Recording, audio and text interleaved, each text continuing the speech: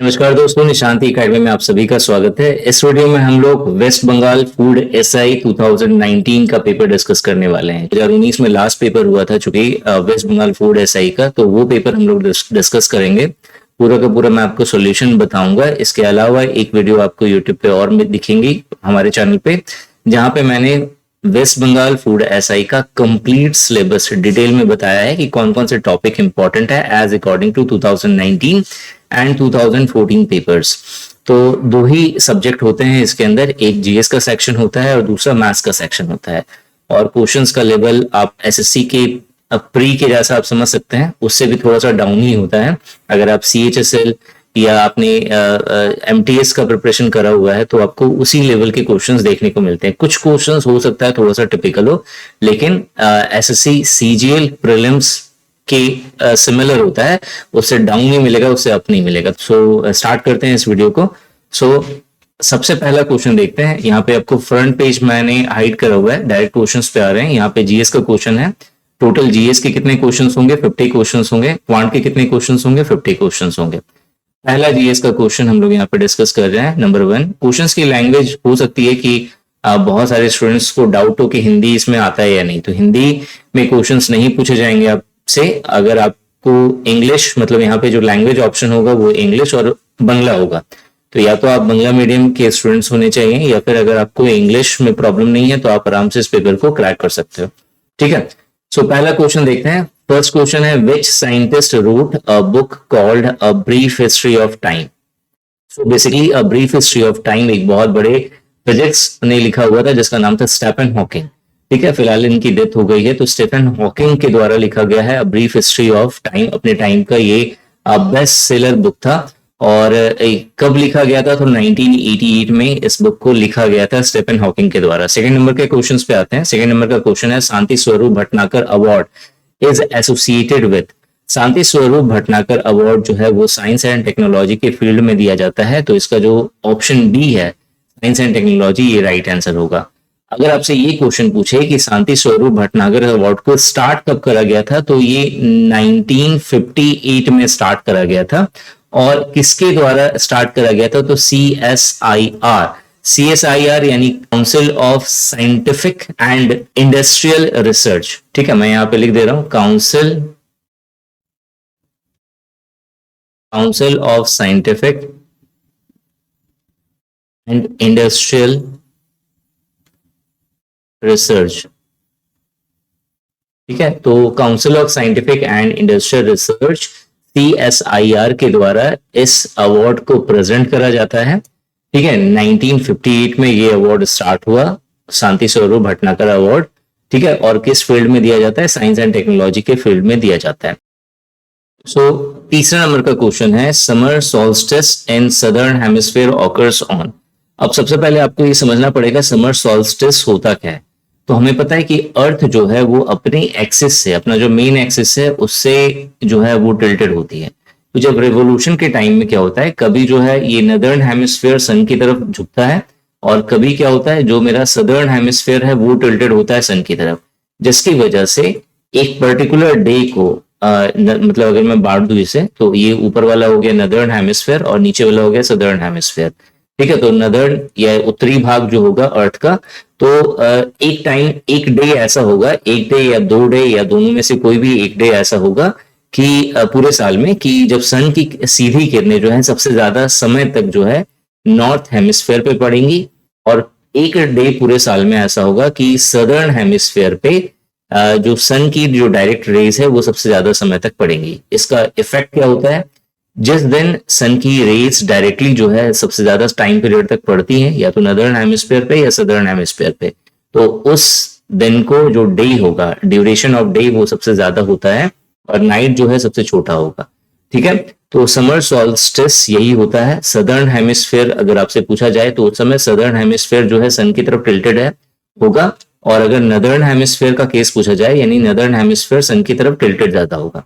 तो यहाँ पे सदर्न हेमिस्फीयर पूछा है, तो सदर्न हेमिस्फीयर का जो बिग केस होगा, सदर्न हेमिस्फीयर मतलब ये वाला केस अगर सन की तरफ अगर ज्यादा घुमा हुआ है, सन की तरफ ज्यादा है, ठीक है, मतलब डायरेक्टली सन की रेज इस पे इस वाले एरिया में पड़ रही है, और एक दिन ऐसा होगा कि जब दिन जो है सबसे बड़ा होगा और रात सबसे छोटी होगी।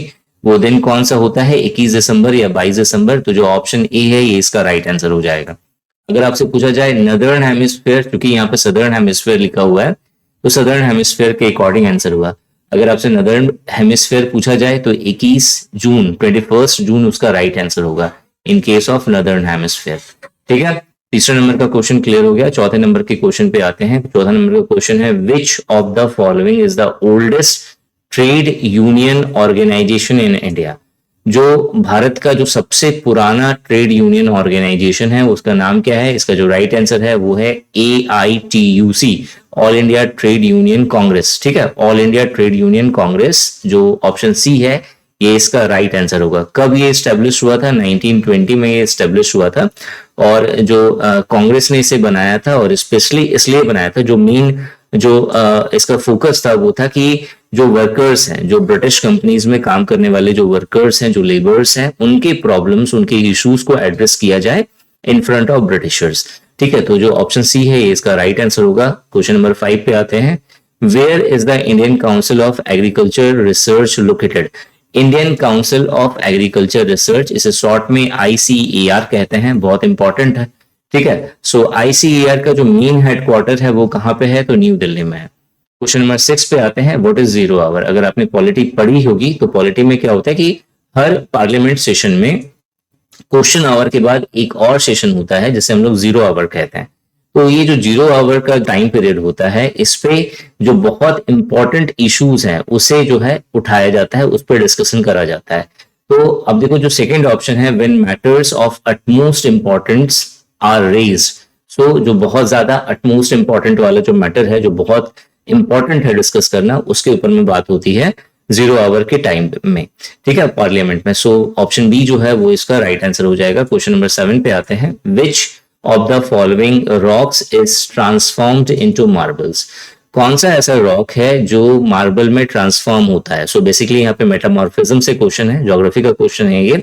सो हमें पता है कि लाइमस्टोन या डोलोमाइट, DOLOMITE, डोलोमाइट, ये क्या होता है? ट्रांसफॉर्म हो जाता है, मेटामॉर्फाइज हो जाता है एक लंबे समय के बाद मार्बल्स में। तो जो राइट आंसर होगा वो क्या होगा? लाइमस्टोन और dolomite. Question number 8, which of the following is not a source of renewable energy? आपको जो 4 ऑप्शंस दिए हैं इसमें से आपको बताना है कि कौन सा इसमें से सोर्स नहीं है रिन्यूएबल एनर्जी का।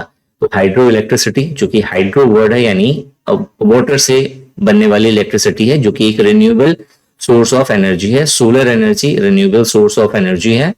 फ्यूल सेल जो है, ये एक्चुअली में जो फ्यूल सेल होता है वो एक डिवाइस की तरह वर्क करता है, जहां पे केमिकल एनर्जी जो है वो इलेक्ट्रिक एनर्जी में ट्रांसफर होती है या कन्वर्ट होती है। तो ये कोई रिन्यूएबल एनर्जी का सोर्स नहीं है, तो फ्यूल एनर्जी इसका राइट आंसर होगा। और विंड एनर्जी, चौथा वाला ऑप्शन, ये एक रिन्यूएबल एनर्जी का सोर्स है। क्वेश्चन नंबर 9 पे आते हैं। The term Sufi is derived from, बहुत इंपॉर्टेंट क्वेश्चन है, बहुत प्यारा क्वेश्चन है। क्वेश्चन कह रहा है कि सूफी जो है वो किस चीज से डिराइव हुआ है? तो बेसिकली सूफी, SUFI जो है, सूफ SUF वर्ड से डिराइव हुआ है, जिसका मतलब होता है एक तरह का वुलन कपड़ा। ठीक है, जो ऊन का जो कपड़ा होता है, तो एक क्या हो गया, ये गारमेंट का टाइप हो गया। तो यहाँ जो ऑप्शन बी दिया हुआ है, टाइप ऑफ गारमेंट, ये इसका राइट आंसर होगा। किस तरह का गारमेंट होगा? ये वुलन गारमेंट होगा। ठीक है, वूल का बना हुआ गारमेंट है। तो सूफ का मतलब होता है वुलन गारमेंट या वुलन कपड़ा। जो ऑप्शन बी है, type of garment, this is the right answer of question number 9। Question number 10 पे आते हैं। सोलर इक्लिप्स ऑकर व्हेन, सूर्य ग्रहण। ठीक है, बहुत सारे बच्चे इसमें कंफ्यूज होते हैं कि सूर्य ग्रहण जो है वो कब होता है। तो बहुत सिंपल है, आप इसे लॉजिकली सोचोगे तो बहुत आराम से इसका आंसर दे दोगे। सूर्य ग्रहण मतलब सूर्य पे लगने वाला ग्रहण, किसी के ऊपर ग्रहण लग जाए मतलब उसके ऊपर में एक शैडो आ जाना। ठीक है, तो अगर सूर्य पे ग्रहण, जैसे मान लेते हैं ये सन है, सन पे ग्रहण मतलब सन के ऊपर में या सन के सामने किसी तरह का शैडो आ गया, तो किसका शैडो आएगा? तो वैसे अगर हम ही जाकर के, हम ही मतलब हमारा अर्थ जाकर के सन के ऊपर में आ जाएगा तो वो पॉसिबल नहीं है। क्यों? क्योंकि अर्थ अगर आ गया तो अर्थ पे तो हम लोग है ना, तो हमें तो सन तो डायरेक्टली दिखेगा। तो ये पॉसिबल नहीं है कि अगर अर्थ बीच में आ जाए, तो मतलब आपको ऑप्शन है, श्योर है कि ये मिलेगा कि अर्थ जो है वो सन और मून के बीच में आ गया है। तो अगर अर्थ बीच में आ गया है तो कभी भी जो है सन पे ग्रहण नहीं लग सकता, क्योंकि ग्रहण क्या है?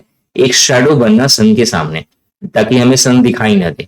तो अर्थ पे ही हम हैं और हम ही बीच में आ गए सन के, या सन के फ्रंट में आ गए, तो हमें कभी भी सन का शैडो नहीं दिखेगा। तो उसके लिए क्या जरूरी है कि जो मून है वो सन और अर्थ के बीच में आ जाए, तभी मून के द्वारा जो सन जो है वो कवर्ड दिखेगा, ढका हुआ दिखेगा, और हमें शैडो बनता हुआ दिखेगा सन का। तो जो सोलर इक्लिप्स है उसमें क्या होता है, मून जो होगा वो सन और अर्थ के बीच में आ गया। ठीक है, सो सोलर इक्लिप्स क्या हुआ, इसमें आपको ढूंढना है moon comes between sun and earth, option C, this one is the right answer. Clear हो गया। क्वेश्चन नंबर 11 पे आते हैं। क्वेश्चन नंबर 11 कह रहा है the chemically inactive gas present in the atmosphere is. अब देखो, इनएक्टिव गैस को हम लोग इनर्ट गैस भी कहते हैं। There are total 6 type of inert gases, helium, neon, argon, xenon, krypton और रेडन। ठीक है, रेडन। तो ये टोटल 6 इनर्ट गैसेस हैं। आपको यहाँ पे 4 ऑप्शन है, आपको बताना है कि कौन सा इनर्ट गैस है इसमें से जो एटमोस्फेयर में पाया जाता है।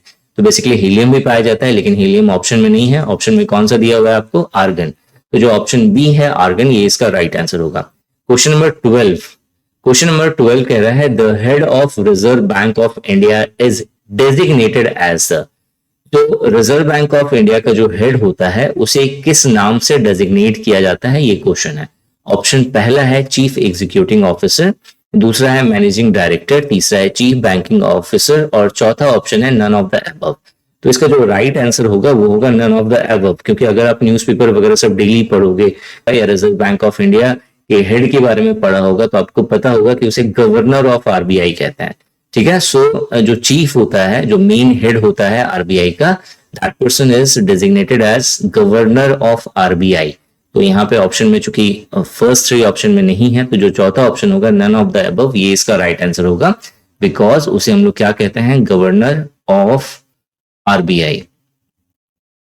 क्वेश्चन नंबर 13, क्वेश्चन नंबर 13 है India started it's 5-year planning with effect from the year. अच्छा, इसका जो सॉल्यूशन दिया गया था, मतलब जब पब्लिश हुआ है 2019 का सॉल्यूशन, उसमें जो ऑप्शन है वो 1955 टिक करा हुआ है, जो कि गलत है। जो राइट आंसर होगा इसमें वो ऑप्शन बी होगा 1951। ठीक है, सो क्वेश्चन नंबर 13 है यहाँ पे कि 5-year प्लान जो है कब से स्टार्ट हुआ, तो 1951 से 5-year प्लान स्टार्ट हुआ। 14th नंबर के क्वेश्चन पे आते हैं। 14th नंबर का क्वेश्चन है disinvestment in public sector is called. अगर पब्लिक सेक्टर में अगर डिसइन्वेस्टमेंट करा जाए, डिसइन्वेस्टमेंट मतलब आप इन्वेस्ट कर रहे हो, पब्लिक सेक्टर मतलब पब्लिक सेक्टर कंपनीज में आप इन्वेस्टमेंट करना चाह रहे हो, तो उस सिचुएशन पे उसे क्या कहते हैं, तो उसे प्राइवेटाइजेशन कहते हैं। ठीक है, basically disinvestment in public sector का मतलब यहाँ पे ये हुआ कि बहुत सारी ऐसी चीजें होती हैं जैसे पहले गवर्नमेंट के अंदर थी, जैसे रेलवे गवर्नमेंट के अंदर है अभी भी फिलहाल, लेकिन उसके कुछ कुछ सेक्शंस को क्या किया जा रहा है कि पब्लिक बना दिया जा रहा है, मतलब कोई भी बड़ी कंपनी उसके शेयर्स को खरीद सकती है। तो यहाँ पे इस टर्म को क्या कहते हैं हम लोग, डिसइन्वेस्टमेंट। तो डिसइन्वेस्टमेंट इन पब्लिक सेक्टर, इसे क्या कहा जाता है, प्राइवेटाइजेशन। तो मतलब आप इस स्टेटमेंट को जो अभी मैंने बोला कि रेलवे वाला केस, तो इसे आप ऐसे भी कह सकते हो कि रेलवे का प्राइवेटाइजेशन किया जा रहा है। क्लियर। सो क्वेश्चन नंबर 15 पे आते हैं। क्वेश्चन नंबर 15 है द जज of supreme court take an oath before entering upon office conducted bye.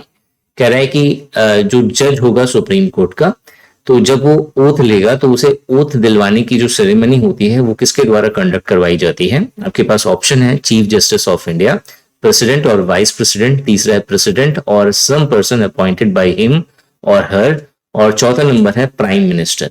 ठीक है, पॉलिटी का क्वेश्चन है, जो राइट आंसर होगा वो होगा प्रेसिडेंट और वाइस प्रेसिडेंट ऑफ इंडिया। तो option B is the right answer. Supreme court से रिलेटेड मैंने सारे इंपॉर्टेंट पॉइंट्स को आपको एक वीडियो में कवर करा हुआ है। अच्छी वीडियो है, बड़ी वीडियो है, 1 या 1.5 घंटे की वीडियो होगी। आई आइकन पर क्लिक करिए, आपको इसके लिंक दिख जाएगी, जहां पे सुप्रीम कोर्ट से रिलेटेड जितनी भी चीजें एग्जाम में पूछी जाती हैं वो सभी चीजें मैंने कवर करी हुई है। नेक्स्ट आते हैं 16 नंबर के क्वेश्चन पे। 16 नंबर का क्वेश्चन है the vitamin which is generally excreted by human in urine is। देखो क्वेश्चन यहाँ पे ये कह रहा है कि वो विटामिन का नाम बताना है जो ह्यूमन यूरिन के साथ जो है बाहर निकल जाता है बॉडी से। तो अब देखो ह्यूमन यूरिन का जो मैक्सिमम पार्ट है वो है वाटर, यानी ये विटामिन ऐसा होगा जो वाटर सोल्यूबल होगा। तो बेसिकली अगर आपने विटामिन के बारे में पढ़ा होगा तो हमें पता है कि विटामिन के 2 टाइप होते हैं। एक को कहते हैं हम लोग फैट सोल्यूबल विटामिन, दूसरा होता है मेरा water soluble vitamin. Fat soluble vitamin का एग्जाम्पल पूछा जाता है, बहुत इंपॉर्टेंट है। सो ADEK, ठीक है, ये 4 ऐसे विटामिन हैं जो फैट सोल्यूबल है, vitamin A, vitamin D, vitamin E और विटामिन के। वहीं अगर आपसे पूछा जाए वाटर सोल्यूबल विटामिन, तो वो 2 हैं, एक विटामिन सी और एक विटामिन बी, ठीक है। 2 वाटर सोल्यूबल विटामिन है, vitamin C and vitamin B. तो यहाँ पे देखो विटामिन बी ऑप्शन में नहीं है, विटामिन सी ऑप्शन में। तो अगर आपने विटामिन के बारे में पढ़ा हुआ है कि फैट सोल्यूबल कौन होता है, वाटर सोल्यूबल कौन होता है, तो अपने आईक्यू के द्वारा इस क्वेश्चंस को आराम से आप टैकल कर सकते हो। अगर आपको आंसर्स एग्जैक्टली नहीं पता तो भी इसका आंसर सही से तुक्का लग सकता है, ठीक है। सो क्वेश्चन नंबर 17 पे आते हैं। 17 नंबर का क्वेश्चन है, the speaker of the Lok Sabha is elected by. जो लोकसभा का स्पीकर होगा उसे कौन इलेक्ट करेगा? तो जो राइट आंसर है वो है लोकसभा के मेंबर्स। तो आपको ऑप्शन ढूंढना है कि लोकसभा के मेंबर्स कहाँ मेंशन है। पहला ऑप्शन है all the members of parliament, दूसरा ऑप्शन है द पीपल डायरेक्टली, तीसरा ऑप्शन है all the member of Lok Sabha और चौथा ऑप्शन है the members of the majority party in the Lok Sabha. सारे मेंबर्स जो होंगे लोकसभा के वो स्पीकर ऑफ द लोकसभा को अपॉइंट करेंगे। अब चूंकि जब भी लोकसभा का चुनाव होता है जिसमें जो रूलिंग पार्टी है वो एक्चुअली उनके पास सीट ज्यादा है, तो अब सीट ज्यादा है तो इन दिस केस, तो जब कभी भी जब मेरा लोकसभा का चुनाव हो जाता है उसके बाद लोकसभा के स्पीकर का अपॉइंटमेंट का टाइम जब आता है, जो मेजोरिटी पार्टी है या रूलिंग पार्टी है, क्योंकि उनके एमपी ज्यादा होंगे लोकसभा में, तो उस केस में लोकसभा का जो स्पीकर होता है वो 99% केसेस में उसी पार्टी का होता है, ठीक है। क्वेश्चन नंबर 18 पे आते हैं। क्वेश्चन नंबर 18 हमें कह रहा है, in India maximum number of workers are employed in. अब देखो इस तरह के क्वेश्चंस का जो डाटा होगा वो 2011 का जो मेरा सेंसस है वहां से लिया गया है, ठीक है। मतलब आपको अभी के अकॉर्डिंग नहीं बताना है, अभी के अकॉर्डिंग जो भी हो गूगल के अंदर जो भी आए रिजल्ट। हम लोग गवर्नमेंट एग्जाम जो फेस करते हैं यहाँ पे जो इस तरह का जो क्वेश्चंस होता है वो डायरेक्टली जो है 2011 के सेंसस से निकल के आता है। अब जो 2022 का सेंसस अभी तक हुआ नहीं है, 21 में होना था चूंकि, तो 21 में हुआ नहीं, कारण क्या था? क्योंकि लॉकडाउन चल रहा था। तो अब जो है नेक्स्ट जब भी होगा सेंसस तो उसके बाद जो डाटा आएगी फिर वहां से क्वेश्चंस बनेगा। तो जब तक वो डाटा रिफ्रेश नहीं होती तब तक 2011 का जो सेंसस है उसी के अकॉर्डिंग हमें आंसर करना है। तो यहाँ पे जो क्वेश्चन कह रहा है कि मैक्सिमम नंबर ऑफ वर्कर्स जो हैं वो कहाँ पे एम्प्लॉयड है, तो इसका जो राइट आंसर होगा वो होगा टेक्सटाइल इंडस्ट्री। याद रखना इस क्वेश्चन का आंसर मैंने 2011 सेंसस के अकॉर्डिंग दिया हुआ है, भी का सिनेरियो अलग है। अगर अभी देखें तो जो मैक्सिमम जो नंबर ऑफ वर्कर्स हैं वो आपके सर्विस सेक्टर से आ रहे हैं। सर्विस सेक्टर जिसमें बीपीओ है, कॉल सेंटर हो गया या फिर और भी किसी तरह का सर्विस है, तो वहां से जो है ज्यादातर वर्कर्स एम्प्लॉयड है। वहां पे मतलब मेन जो इंडिया का जो मेजर एम्प्लॉयड सेक्टर है या सेक्शन है वो एम्प्लॉयड है वहां पे, ठीक है। नेक्स्ट आते हैं question number 19। The famous painting Satyam Shivam Sundaram was prepared by. जो सत्यम शिवम सुंदरम की पेंटिंग है वो किसके द्वारा बनाई गई थी? तो इसका जो राइट आंसर है वो है शिवनंदन नौटियाल, ठीक है। क्वेश्चन नंबर 20 पे आते हैं। Calcium content is maximum in. Calcium जो है वो सबसे ज्यादा इन 4 ऑप्शंस में से किस में प्रेजेंट होता है? बाजरा, मेज, सोरगम और वीट। अब सोरगम को एक और नाम से जानते हैं, वो है मेरा ज्वार, ZOWAR, ठीक है। तो ज्वार या सोरगम इसके अंदर कैल्शियम बहुत ज्यादा क्वांटिटी में पाया जाता है। जैसे सपोज जो प्रेग्नेंट विमेन होती हैं या फिर जो ओल्ड लेडीज होती हैं उन्हें ज्वार की रोटियां खाने की सलाह दी जाती है। कारण क्या है? क्योंकि उनकी बॉडी में कैल्शियम कम होने लगता है, जिसकी वजह से उन्हें कहा जाता है कि सोरगम ज्वार की रोटियां जो है या आप खाया करो। अगर ज्वार नहीं मिले तो मक्के की रोटी भी खाने से चलेगा, लेकिन मेज के कंपैरिजन में जो ज्वार होता है वहां पे कैल्शियम ज्यादा पाया जाता है, ठीक है। सो 20 का जो राइट आंसर होगा वो होगा ज्वार।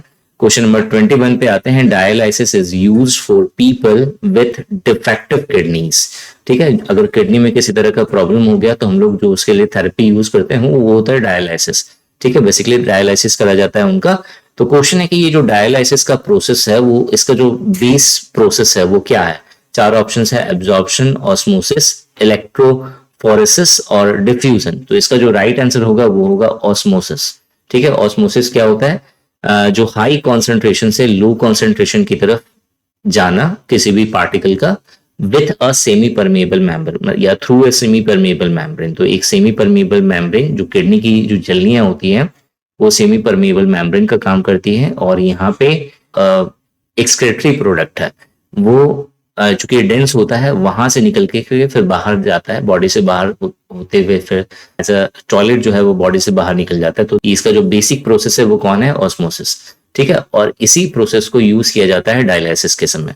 ठीक है, क्वेश्चन नंबर 22 पे आते हैं। Consider the following statement. 2G spectrum uses bandwidth 30 to 200 kilo hertz. 3G spectrum का जो बैंडविड्थ है वो 15 से 20 हर्ट्ज होता है। 4G स्पेक्ट्रम का बैंडविड्थ जो है वो एटलीस्ट जो है 40 हर्ट्ज होता है। ये 3 स्टेटमेंट है। तो आपको पूछा गया है कि इन तीनों स्टेटमेंट से कौन सा स्टेटमेंट सही है, ये आपको बताना है। तो यहाँ पे जो तीनों स्टेटमेंट है वो तीनों सही है। सो ऑल ऑफ दीज जो है ये इसका राइट आंसर होगा। अगर आपसे पूछा जाए कि 5G स्पेक्ट्रम का बैंडविड्थ जो है वो कितना होता है, तो 30 इसका गीगाहर्ट्ज से स्टार्ट होता है, 30 गीगाहर्ट्ज से लेकर के 300 गीगाहर्ट्ज तक।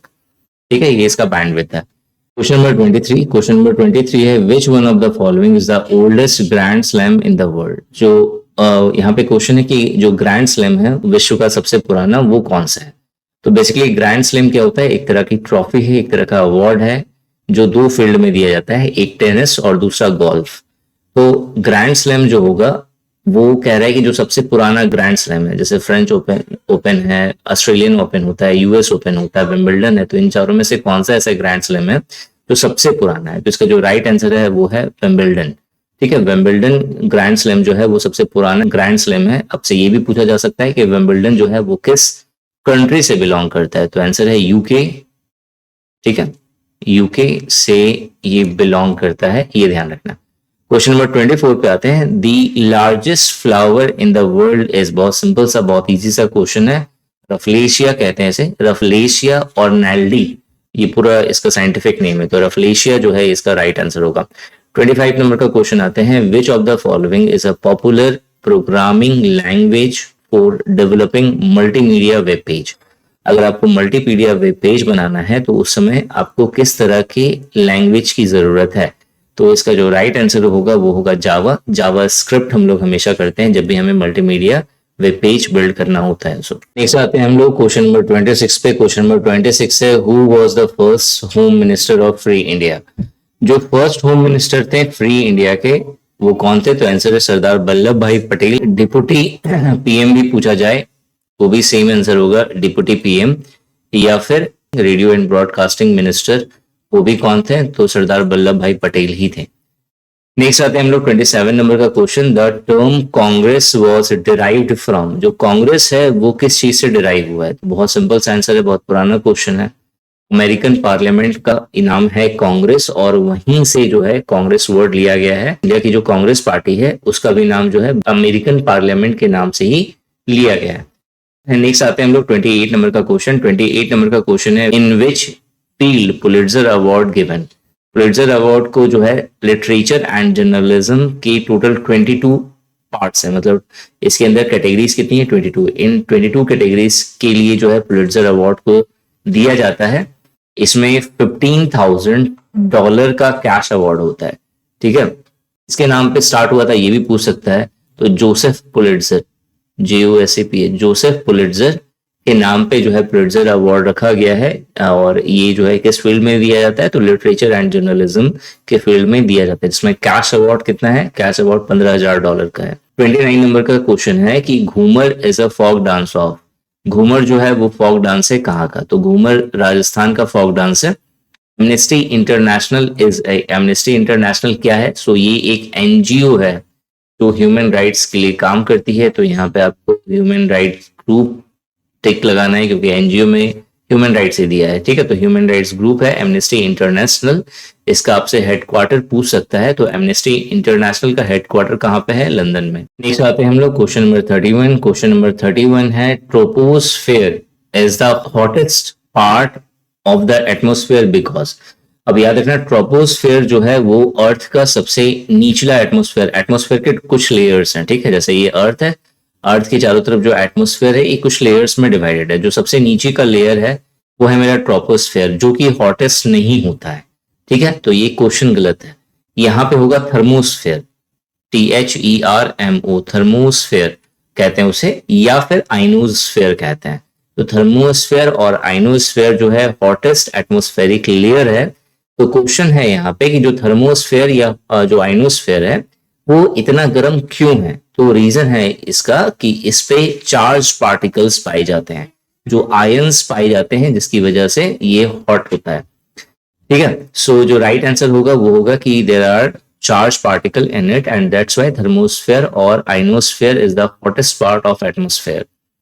तो नेक्स्ट 32 नंबर का क्वेश्चन आते हैं। The first fully Indian bank is, जो पहला जो कंप्लीटली जो है ऑर्गेनाइज था इंडियंस के द्वारा बैंक, उसका नाम क्या था? PNB, Punjab national bank.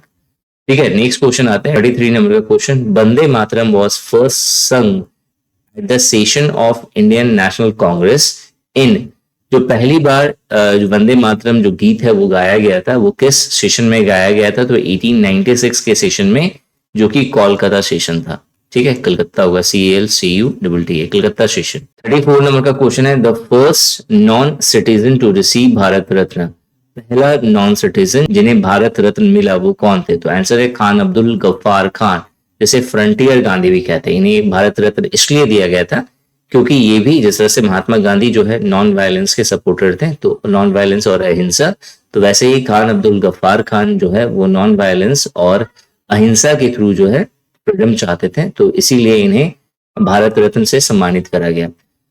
Aligarh मुस्लिम यूनिवर्सिटी के फाउंडर भी जो है वो कौन है? खान अब्दुल गफ्फार खान ही है। 35 नंबर का क्वेश्चन है। Who were the first to issue gold coins in India, बहुत इजी क्वेश्चन है, बहुत बार पेपर में पूछा गया है। तो इसका जो राइट आंसर है वो है Indo Greek. Question number 36, who build the famous Sanchi stupa, तो अशोका द ग्रेट, तो अशोका के द्वारा जो है सांची स्तूप बनाया गया। कहाँ बनाया गया ये भी पूछ सकता है, या कहाँ प्रेजेंट है? तो MP में प्रेजेंट है, मध्य प्रदेश में सांची नाम की जगह है, वहीं पे। नेक्स्ट है, what is the minimum calorie intake decided by the planning commission for rural and urban areas. Rural और अर्बन एरियाज के लिए प्लानिंग कमीशन ने जो कैलोरीज, मिनिमम कैलोरीज जो डिटरमाइन करी है वो कितनी है? तो रूरल एरियाज के लिए जो है 2400 कैलोरीज जो है वो डिटरमाइन करी है, और अर्बन एरियाज के लिए 2100 कैलोरी डिटरमाइन करी है। मतलब पर डे जो है 2400 कैलोरी का डाइट जो है लेना चाहिए, या नॉर्मल जो ह्यूमन डाइट है रूरल एरियाज के लिए वो है 2400 कैलोरी, और अर्बन एरियाज के लिए 2100 कैलोरी। अर्बन एरियाज के लिए कम क्यों है? क्योंकि रूरल एरियाज में फिजिकल वर्क ज्यादा होता है और as compare to urban areas. ठीक है, सो ऑप्शन जो ए है वो यहाँ पे राइट आंसर हो जाएगा। Question number 38, my life is an autobiography of, my life जो है वो इसका बिल क्लिंटन का, जो कि 42nd नंबर के अमेरिका के प्रेसिडेंट थे। 39 नंबर का क्वेश्चन है। The most malleable metal is, again बहुत इजी क्वेश्चन है, गोल्ड इसका राइट आंसर होगा। द फर्स्ट, अच्छा यहाँ पे मेलिएबल का मतलब क्या होता है ये इंपॉर्टेंट है, ये जान सकते हो आप। मेलिएबल का मतलब होता है जिसे आप बहुत आसानी से खींच सकते हो, मतलब इससे मतलब तार जो है बनाया जा सकता है, काफी लंबा तार बन सकता है एक छोटा सा गोल्ड का टुकड़ा से। तो यहाँ पे जो मोस्ट मेलिएबल मेटल है वो कौन है? गोल्ड। 40 नंबर का क्वेश्चन है। The first women to scale Mount Everest was, ये भी बहुत इंपॉर्टेंट क्वेश्चन है। पहली विमेन जिन्होंने माउंट एवरेस्ट को स्केल करा था उनका नाम था बिचेंद्री पाल। 41 नंबर का क्वेश्चन है। The largest man made canal in the world is, जो सबसे बड़ा जो मैन मेड कैनाल है उसका नाम क्या है? तो इसका जो राइट आंसर है वो है मेरा grand canal, GRAND, grand canal, जो कि कहाँ पे है? चाइना में प्रेजेंट है। तो ऑब्वियस है कि ये तीनों ऑप्शन नहीं होगा, तो इसका जो राइट आंसर होगा वो होगा none of the above. 42 number का क्वेश्चन है। The first Lokpal bill was introduced in the parliament in, तो जो राइट आंसर है वो है 1968। 1968 में इसे पहली बार इंट्रोड्यूस करा गया और 2011 में जाकर के फिर ये इंप्लीमेंट होना शुरू हुआ, बहुत लंबा गैप था। 43 नंबर के क्वेश्चंस पे आते हैं। Which of the following is not a folk dance of Himachal Pradesh, इनमें से कौन सा जो है हिमाचल प्रदेश का फोक डांस नहीं है? तो धमन, महथू और धाकुनी, ये तीनों जो है हिमाचल प्रदेश के फोक डांस है। जो चपेली है वो मेरा यूपी का फोक डांस है। सो जो राइट आंसर होगा वो होगा चपेली। नेक्स्ट आते हैं, which organ of UNO is considered as world parliament. तो टोटल यूएनओ के टोटल 6 ऑर्गन्स है और ये 6 ऑर्गन्स बहुत ज्यादा इंपॉर्टेंट है, जिसमें पहला है जनरल असेंबली, दूसरा है सिक्योरिटी काउंसिल, तीसरा है इकोनॉमिक एंड सोशल काउंसिल, चौथा है ट्रस्टीशिप काउंसिल जो कि अब रिडंडेंट हो चुका है, अब यहाँ पे वर्क नहीं होता है। इसके अलावा इंटरनेशनल कोर्ट ऑफ जस्टिस जो अगेन बहुत इंपॉर्टेंट है, और जो लास्ट है 6 नंबर का वो है सेक्रेटरीट। ये 6 ऑर्गन्स है यूएनओ के। तो यहाँ पे क्वेश्चन है कि इन 6 ऑर्गन्स में से कौन सा ऐसा ऑर्गन है यूएनओ का जिसे वर्ल्ड पार्लियामेंट के नाम से जाना जाता है। तो इसका जो राइट आंसर है वो है मेरा जनरल असेंबली। 45 पेपर का क्वेश्चन है, 2020 ओलंपिक जो है कब हुआ। 2020 का ओलंपिक जो है ये नहीं हुआ था, ये कैंसिल हो गया था, और इसके बदले ये कब हुआ था, 2021 में हुआ था। कहाँ पे हुआ था, तो जापान टोक्यो में हुआ था। अगर आपसे पूछा जाए कि 2024 में नेक्स्ट ओलंपिक कब होने वाला है, तो 2024 में। कहाँ होने वाला है, तो पेरिस में।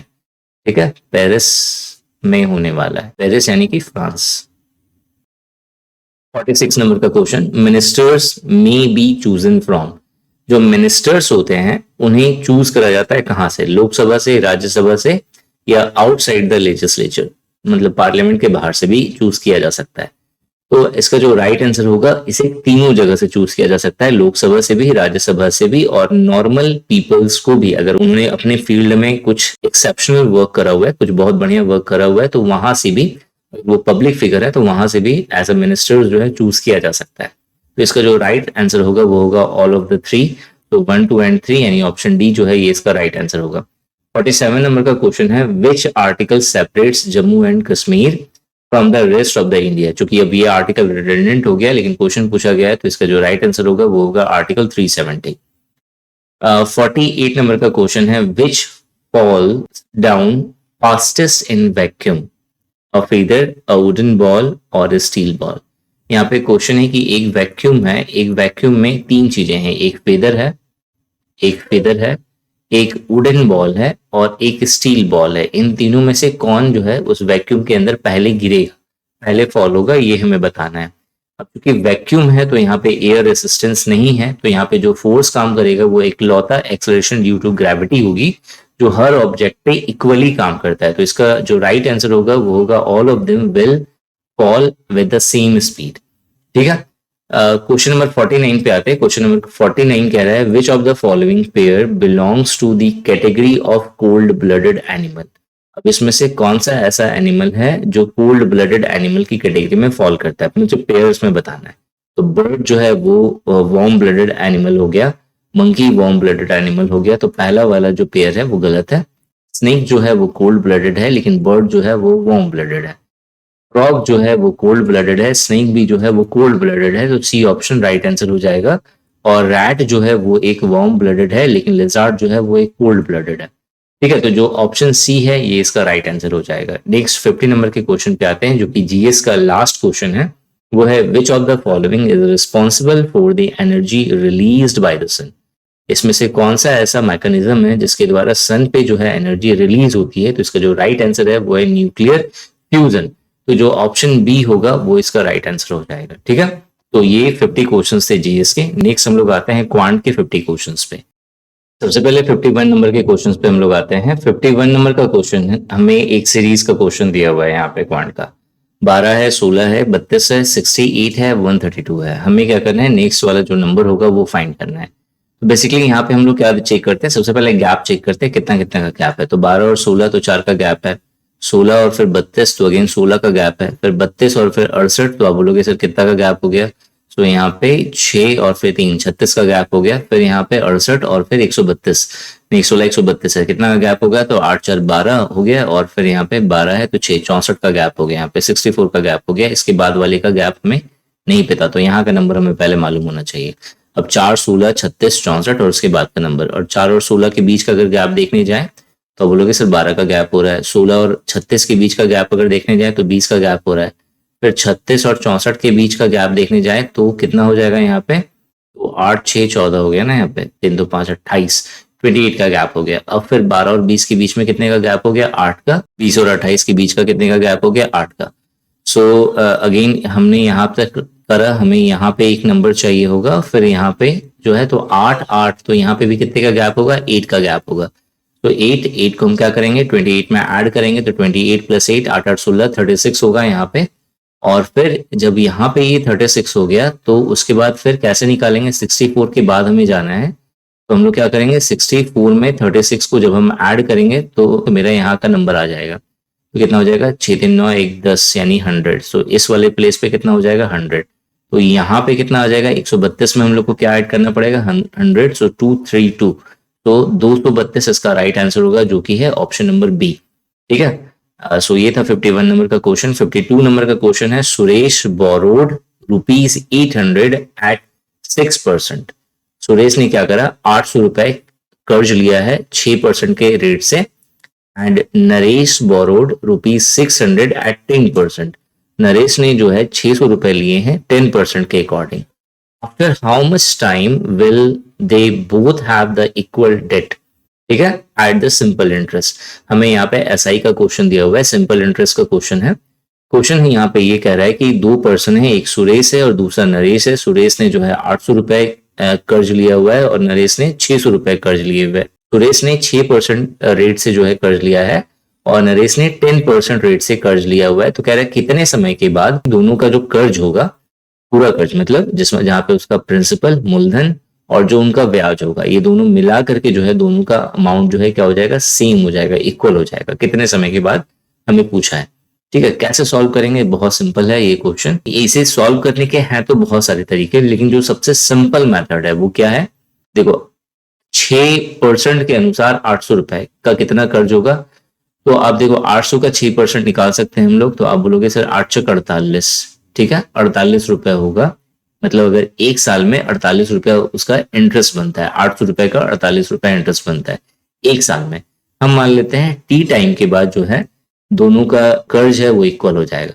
तो पहले वाले का, सुरेश का जो टोटल कर्ज हो जाएगा वो कितना हो जाएगा, 800 रुपए, चूंकि उसने कर्ज लिया था, और 48 रुपए हर साल के अकॉर्डिंग टी टाइम के बाद जो है टोटल कर्ज इसका कितना हो जाएगा, 48T। ठीक है, सो 800 प्लस 48T जो है ये सुरेश का कर्ज होगा। नरेश का कर्ज कितना है, चूंकि 600 रुपए इसने बोरो करा हुआ है और 10% रेट, मतलब एक साल का वो 60 रुपए देगा और टी टाइम के बाद कितना हो जाएगा, 60T। तो 60T जो है 600 प्लस 60T जो है ये इसका क्या हो जाएगा, टोटल कर्ज। दोनों कर्ज क्या कह रहा है, क्वेश्चन के अकॉर्डिंग इक्वल है। अब इसे आपको सॉल्व करना है। इसे सॉल्व करते हैं तो इधर आ गया 200 और इधर 48 माइनस कर देंगे तो कितना आ जाएगा, 12। तो 12T। अब यहाँ पे 12 है, यहाँ पे 200 है, 4 से ये कैंसिल हो रहा है, 4 थे 12, 4 से 4 पचे 20 और 0, सो 50/3, तो 16 थे 48, 2 50। सो जो ऑप्शन डी है ये इसका राइट आंसर हो जाएगा। क्लियर। नेक्स्ट आते हैं हम लोग 53 नंबर के क्वेश्चन पे। 53 नंबर का क्वेश्चन है, a sum was put at simple interest, again SI का क्वेश्चन है, at a certain rate of 3 years। ठीक है, क्वेश्चन है कि एक सम को सिंपल इंटरेस्ट पे रखा गया। सिंपल इंटरेस्ट हमें गिवन नहीं है कितना है, लेकिन 3 साल के लिए रखा गया। Had it been put at 1% higher rate, अगर 1% ज्यादा रेट पे रखता, मतलब जिस रेट पे रखा था उससे अगर 1% ज्यादा रेट पे रखता, it would have been fetch ₹5100 more, तो उसे 5100 रुपए ज्यादा मिलते। ठीक है, सो फाइंड द सम। बहुत सिंपल सा, बहुत इजी सा क्वेश्चन है। अगर देखो यहाँ पे 1% कह रहा है कि अगर ज्यादा वो रेट ऑफ इंटरेस्ट जो है, रेट परसेंट अगर 1% ज्यादा होता तो उसे कितना ज्यादा मिलता है, 5100 रुपए। तो अगर 100% के लिए कितना हो जाएगा, तो आप बोलोगे सर 5100 और फिर 00 कर दो यहाँ पे, तो कितना हो गया, 5,10,000। ठीक है, सो इतना आ गया यहाँ पे। तो इतना ज्यादा उसे मिलता, तो यहाँ पे क्वेश्चन है 3 साल के लिए। अब देखो यहाँ पे ये 3 साल का इतना है, तो एक साल का कितना होगा, तो डिवाइड कर देंगे सिंपल। 3 से डिवाइड करो, कितना आ रहा है, 3 एकम 3, 3 सत्ते 21, सो 170 समथिंग आएगा। तो यानी कि पहला वाला जो ऑप्शन है ये इसका राइट आंसर हो जाएगा। ठीक है, पूरा सॉल्व मत करना, बेवकूफी होगी ये। कभी भी कॉम्पिटिटिव एग्जाम में हम लोग पूरा क्वेश्चन सॉल्व नहीं करते हैं, बस ट्रिक पकड़ो, ट्रिक समझो क्या है और थोड़ा सा मैच करना सीखो ऑप्शंस के अनुसार, तो बहुत आराम से easily with in few seconds जो है आप किसी भी क्वेश्चंस का आंसर कर सकते हैं। नेक्स्ट है 54 नंबर का क्वेश्चन। 54 नंबर का क्वेश्चन कह रहा है कि what would be the simple interest obtained on an amount of ₹8930 at a rate of 8% per annum after 5 years। Question कह रहा है कि सिंपल इंटरेस्ट कितना होगा ऑन एन अमाउंट ₹8,930, 8,930 रुपए का सिंपल इंटरेस्ट पूछा है 8% के हिसाब से 5 साल का। अब देखो इसका एक तरीका ये है कि आप डायरेक्टली जो है एसआई का फॉर्मूला यूज करें और फिर सॉल्व करके फिर आप आंसर देख लो कि कितना हो रहा है। सेकेंड मेथड है थोड़ा सा स्मार्ट वर्क करना है यहाँ पे। अब चूंकि 8% के हिसाब से अगर मान लेते हैं 100 रुपए है तो उसका 8% रेट ऑफ इंटरेस्ट दे रहा है, तो एक साल में कितना रुपया हो जाएगा? रुपया। 5 साल में कितना हो जाएगा? तो 8 पचे 40 रुपए। तो 40 रुपया मेरा क्या निकला? इंटरेस्ट निकल रहा है। कितने रुपए का? 100 रुपए का। तो 100 रुपए का 40 रुपया मिल रहा है, तो 8,930 रुपए का कितना मिलेगा? तो आप बोलोगे सर देख लो मल्टीप्लाई करके कितना हो रहा है, तो वैसे 0 से 0 कटेगा, यानी ये जो मेरा फैक्टर ऑफ मल्टीप्लीकेशन होगा वो 89.3 होगा। इसको क्या करना है, हमें 40 से मल्टीप्लाई कर देना है। 89.3 को अगर हम लोग 40 से मल्टीप्लाई करें तो पूरा का पूरा मल्टीप्लाई करने जाओगे तो हो गया फिर। ठीक है, हम लोग 8 चुके कितना होता है 32, और इधर कितना होता है 9 चुके 36। ठीक है, और फिर 4 तिया 12, तो 8 चुके 32 और 32 और फिर 3 आ रहा था वहां पे कैरी, तो 32 और 3 कितना हो गया 35, तो 35 के अराउंड में आएगा, यानी कि ऑप्शन सी जो है ये इसका राइट आंसर होगा। नाउ वेरीफाई करने के लिए हम लोग थोड़ा सा पूरा कर लेते हैं। ठीक है, मतलब ऑप्शन सी यहाँ पे क्लियर हो गया। तो यहाँ पे क्या करना है, आपको पूरा मल्टीप्लीकेशन नहीं करना है, फिर थोड़ा सा समझना है कि कौन सा ऑप्शन मैच कर रहा है, फिर वहां पर टिक लगा करके फिर आगे बढ़ना है। ठीक है, पूरा करने जाओगे तो पता चला कि 2 घंटे का पेपर है, तो 2 घंटा सिर्फ क्वांट में ही चला गया।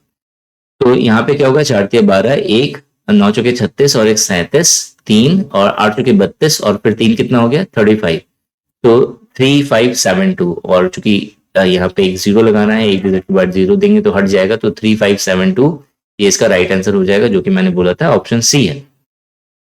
55 नंबर का क्वेश्चन पे आते हैं। 55 नंबर का क्वेश्चन है the LCM of two number is this while the SCF is 33। ठीक है, LCM दिया हुआ है हमें, SCF भी दिया हुआ है। if one number is 297 then the another number is। बहुत सिंपल सा, बहुत इजी सा, बेसिक सा क्वेश्चन है ये। ठीक है, बहुत आपको इसमें रिसर्च करने की जरूरत नहीं है। इसका फॉर्मूला होता है LCM into SCF divide by first number या सेकंड नंबर। हमें अगर एक नंबर फाइंड करना है तो जो सेकंड नंबर जो गिवन होता है, या फिर गिवन नंबर यहाँ पे लिख देते हैं, गिवन नंबर जो होता है आपको उसे डिवाइड कर देना है।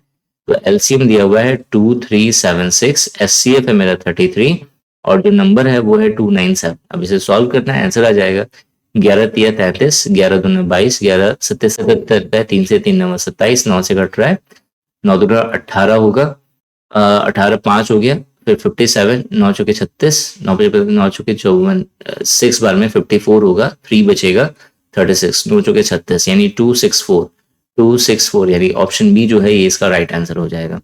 56 नंबर का क्वेश्चन आते हैं जो कि टाइम एंड वर्क का क्वेश्चन है। क्वेश्चन है 3 men can do a piece of work in 18 days। जो 3 men हैं, ठीक है, 3 men हैं वो एक काम को 18 दिन में करते हैं, तो टोटल नंबर ऑफ वर्क्स कितना हो जाएगा 3 into 18। याद रखना जो वर्क है, वर्क की क्वांटिटी अगर हमें निकालना है तो हमें क्या करते हैं हम लोग, इसके लिए जितना हमें मेन या जितना हमें वर्कर गिवन होगा उसे हम लोग डेज से मल्टीप्लाई कर देते हैं। ये ट्रिक है, अगर आपको नहीं पता कि क्वांट के क्वेश्चंस ट्रिकी अप्रोच में कैसे सॉल्व करते हैं तो आपको यूट्यूब पे भरी पड़ी है वीडियोस, आप देख सकते हो कोई भी प्लेलिस्ट, या फिर अगर आप डेडिकेटेड कोर्स चाहते हो इसके लिए तो निशांति एकेडमी आप जरूर विजिट करिए। वहां पे आपको क्वांट से रिलेटेड एक कंप्लीट डेडिकेटेड कोर्स मिल जाएगा जहां पे सारे इंपॉर्टेंट वेराइटीज ऑफ क्वेश्चंस हर एक टॉपिक के अकॉर्डिंग आपको करवाए गए हैं और बहुत ही जेन्युइन प्राइस पे आपको ये अवेलेबल हो जाएगा। ठीक है, बाइलिंगुअल है, हिंदी इंग्लिश दोनों में गिवन है, तो वहां पे दिक्कत नहीं होगी, तो एक बार विजिट करना। बाकी जो भी होगा आप चैट सेक्शन में अवेलेबल है ऐप के अंदर, आप वहां पे बात भी कर सकते हो मुझसे डायरेक्टली। सो 56 नंबर का क्वेश्चन है 3 men can do a piece of work in 18 days। हमें क्या करना है यहाँ पे, नंबर ऑफ वर्क्स पहले या जो टोटल वर्क है हमें वो फाइंड करना है। तो क्या करेंगे, 3 men को मल्टीप्लाई कर देंगे 18 डेज से, सो ये क्या हो गया मेरा टोटल वर्क हो गया। Now this work is done by 6 boys in 18 days। तो जो इसी काम को जो 6 बॉयज हैं वो 18 दिन में करते हैं। ठीक है, तो इससे एक इक्वेशन निकल रहा है जिसे हम सॉल्व कर सकते हैं। 6 तिया 18 और फिर 3 तरीके 9, 9 दूना 18 यानी men equals to 2 boys हो गया। मतलब एक आदमी जो है वो 2 लड़के के बराबर है। तो क्वेश्चन है in how many days 4 men and 4 boys together will finish the entire work। मतलब जो 4 आदमी और 4 बच्चे जो है कितने दिन में जो है पूरा काम कर लेंगे, हमें ये पूछा गया है। ठीक है, तो 4 men प्लस 4 बॉयज जो है वो कितने दिन में काम पूरा कर लेंगे, हमें पता है कि 2 लड़कों के बराबर में 1 आदमी है, यानी 4 लड़कों के बराबर में 2 आदमी होगा, यानी 4 men 4 boys which is equals to what 4 men plus 2 men, यानी कि 6 men 6 आदमी के बराबर होगा। मतलब 4 men और 4 बच्चे जो हैं 6 आदमी के बराबर हो गया। तो बस अब इस इक्वेशन के अकॉर्डिंग सॉल्व कर दो। 3 men जो है वो 18 काम कर सकते थे, तो 6 men जो है वो कितने दिनों में वो काम करेंगे वो फाइंड करना है। men कैंसिल, 3 दूना 6 होगा, 2 9 18 होगा, सो 9 डेज ये इसका राइट आंसर होगा, विच इज ऑप्शन डी। ठीक है, इसे समझाने में थोड़ा सा टाइम कंज्यूम हुआ, नहीं तो ये बहुत आराम से बहुत इजीली सॉल्व हो जाएगा। अराउंड 30 सेकंड के अंदर ये सॉल्व हो जाएगा। मतलब इतने ज्यादा ये प्रैक्टिस हो जाता है ना कि ये कुछ सेकंड 7 या 8 सेकंड में ही लोग सोच लेते हैं। तो ये डिपेंड करता है आप पे कि आप कितना प्रैक्टिस कर रहे हो। सो प्रैक्टिस करते रहना, क्वेश्चन जितना ज्यादा हो सके उतना ज्यादा। 57 नंबर का क्वेश्चन आते हैं। Can do a piece of work in 4 days। A जो है किसी काम को 4 दिन में करता है। B can complete the same work in 12 days। B उसी काम को कितने दिन में कर रहा है? 12 दिन में कर रहा है। ये सेम क्वेश्चन है, वैसा ही बनेगा। ए जिस काम को 4 दिन में करता है, बी उसी काम को 12 दिन में करता है। What is the number of days required to do the same work together. Again बहुत इजी क्वेश्चन है, जिसे एलसीएम मेथड से सॉल्व किया जा सकता है। एक ए है, एक बी है। पहला वाला 4 दिन में कर रहा है, दूसरा वाला 12 दिन में कर रहा है। दोनों का एलसीएम कितना आएगा? 12 1 4 4 3 12 और फिर 12 1 12।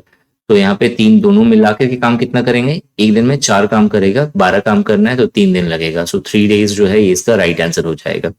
58 नंबर का क्वेश्चन आते हैं। बिफोर 7 years, 7 साल पहले, the ratio of age of A and B was 3:4।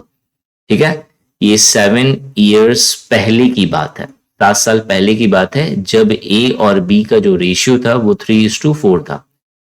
After 9 years, 9 साल के बाद, तो 9 years के बाद, 9 साल के बाद, तो उनका जो एज का रेशियो है वो 7:8 है। हम क्या करेंगे?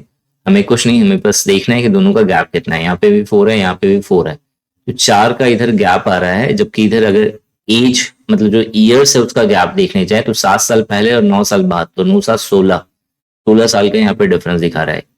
फैक्टर ऑफ मल्टीप्लीकेशन निकालो, 4 चौक 16, 4 आ गया।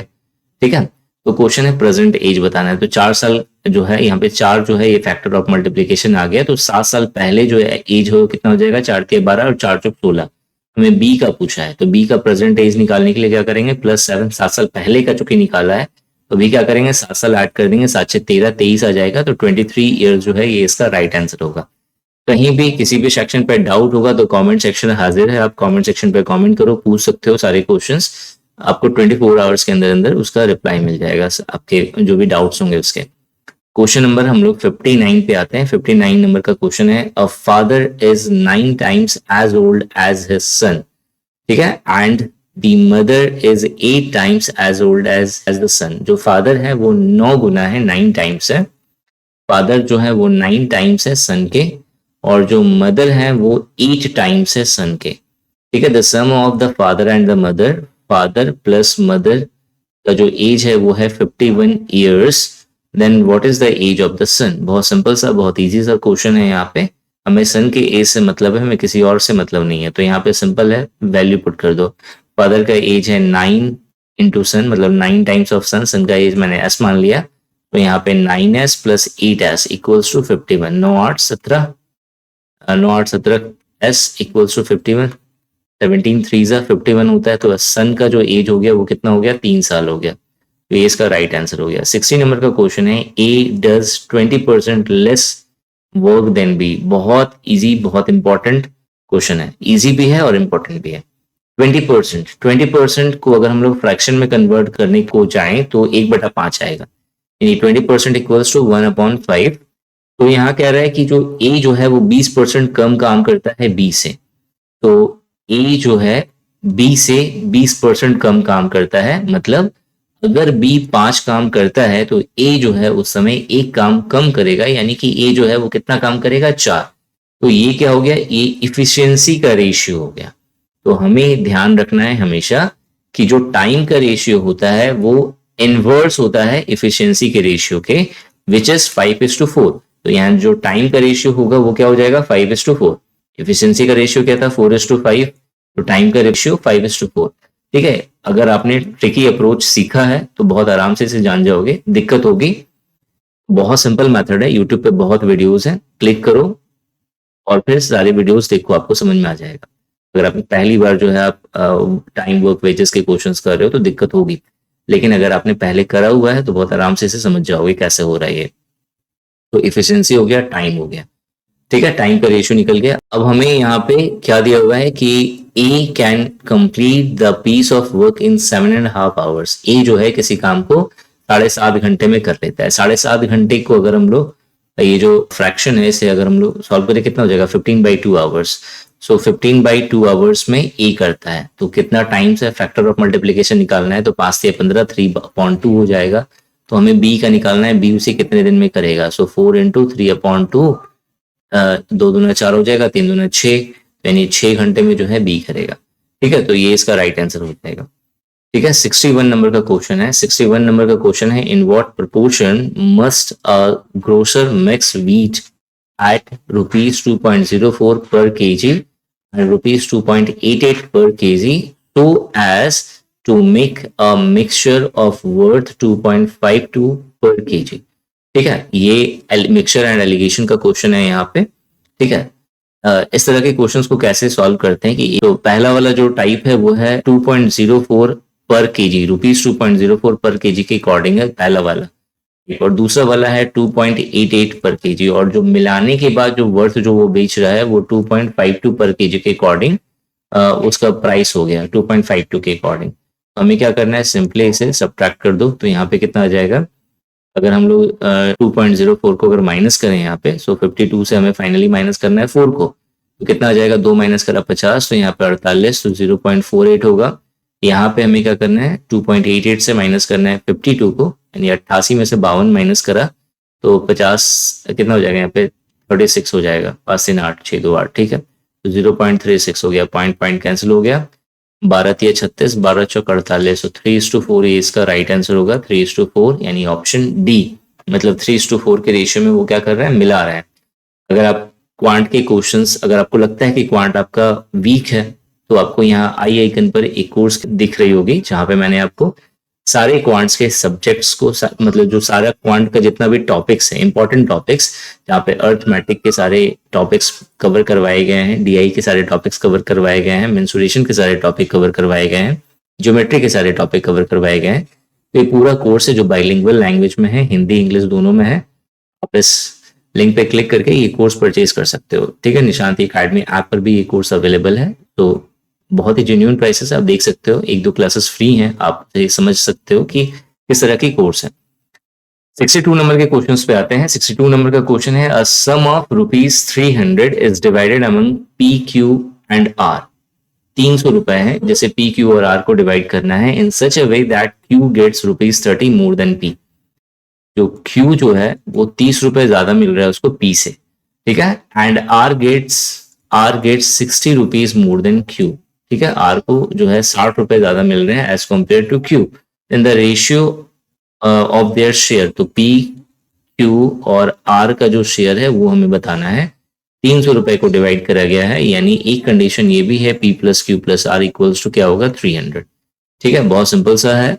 हमें पी क्यू आर का रेशियो फाइंड करना है, तो आप किसी को किसी से भी रिप्लेस कर सकते हैं।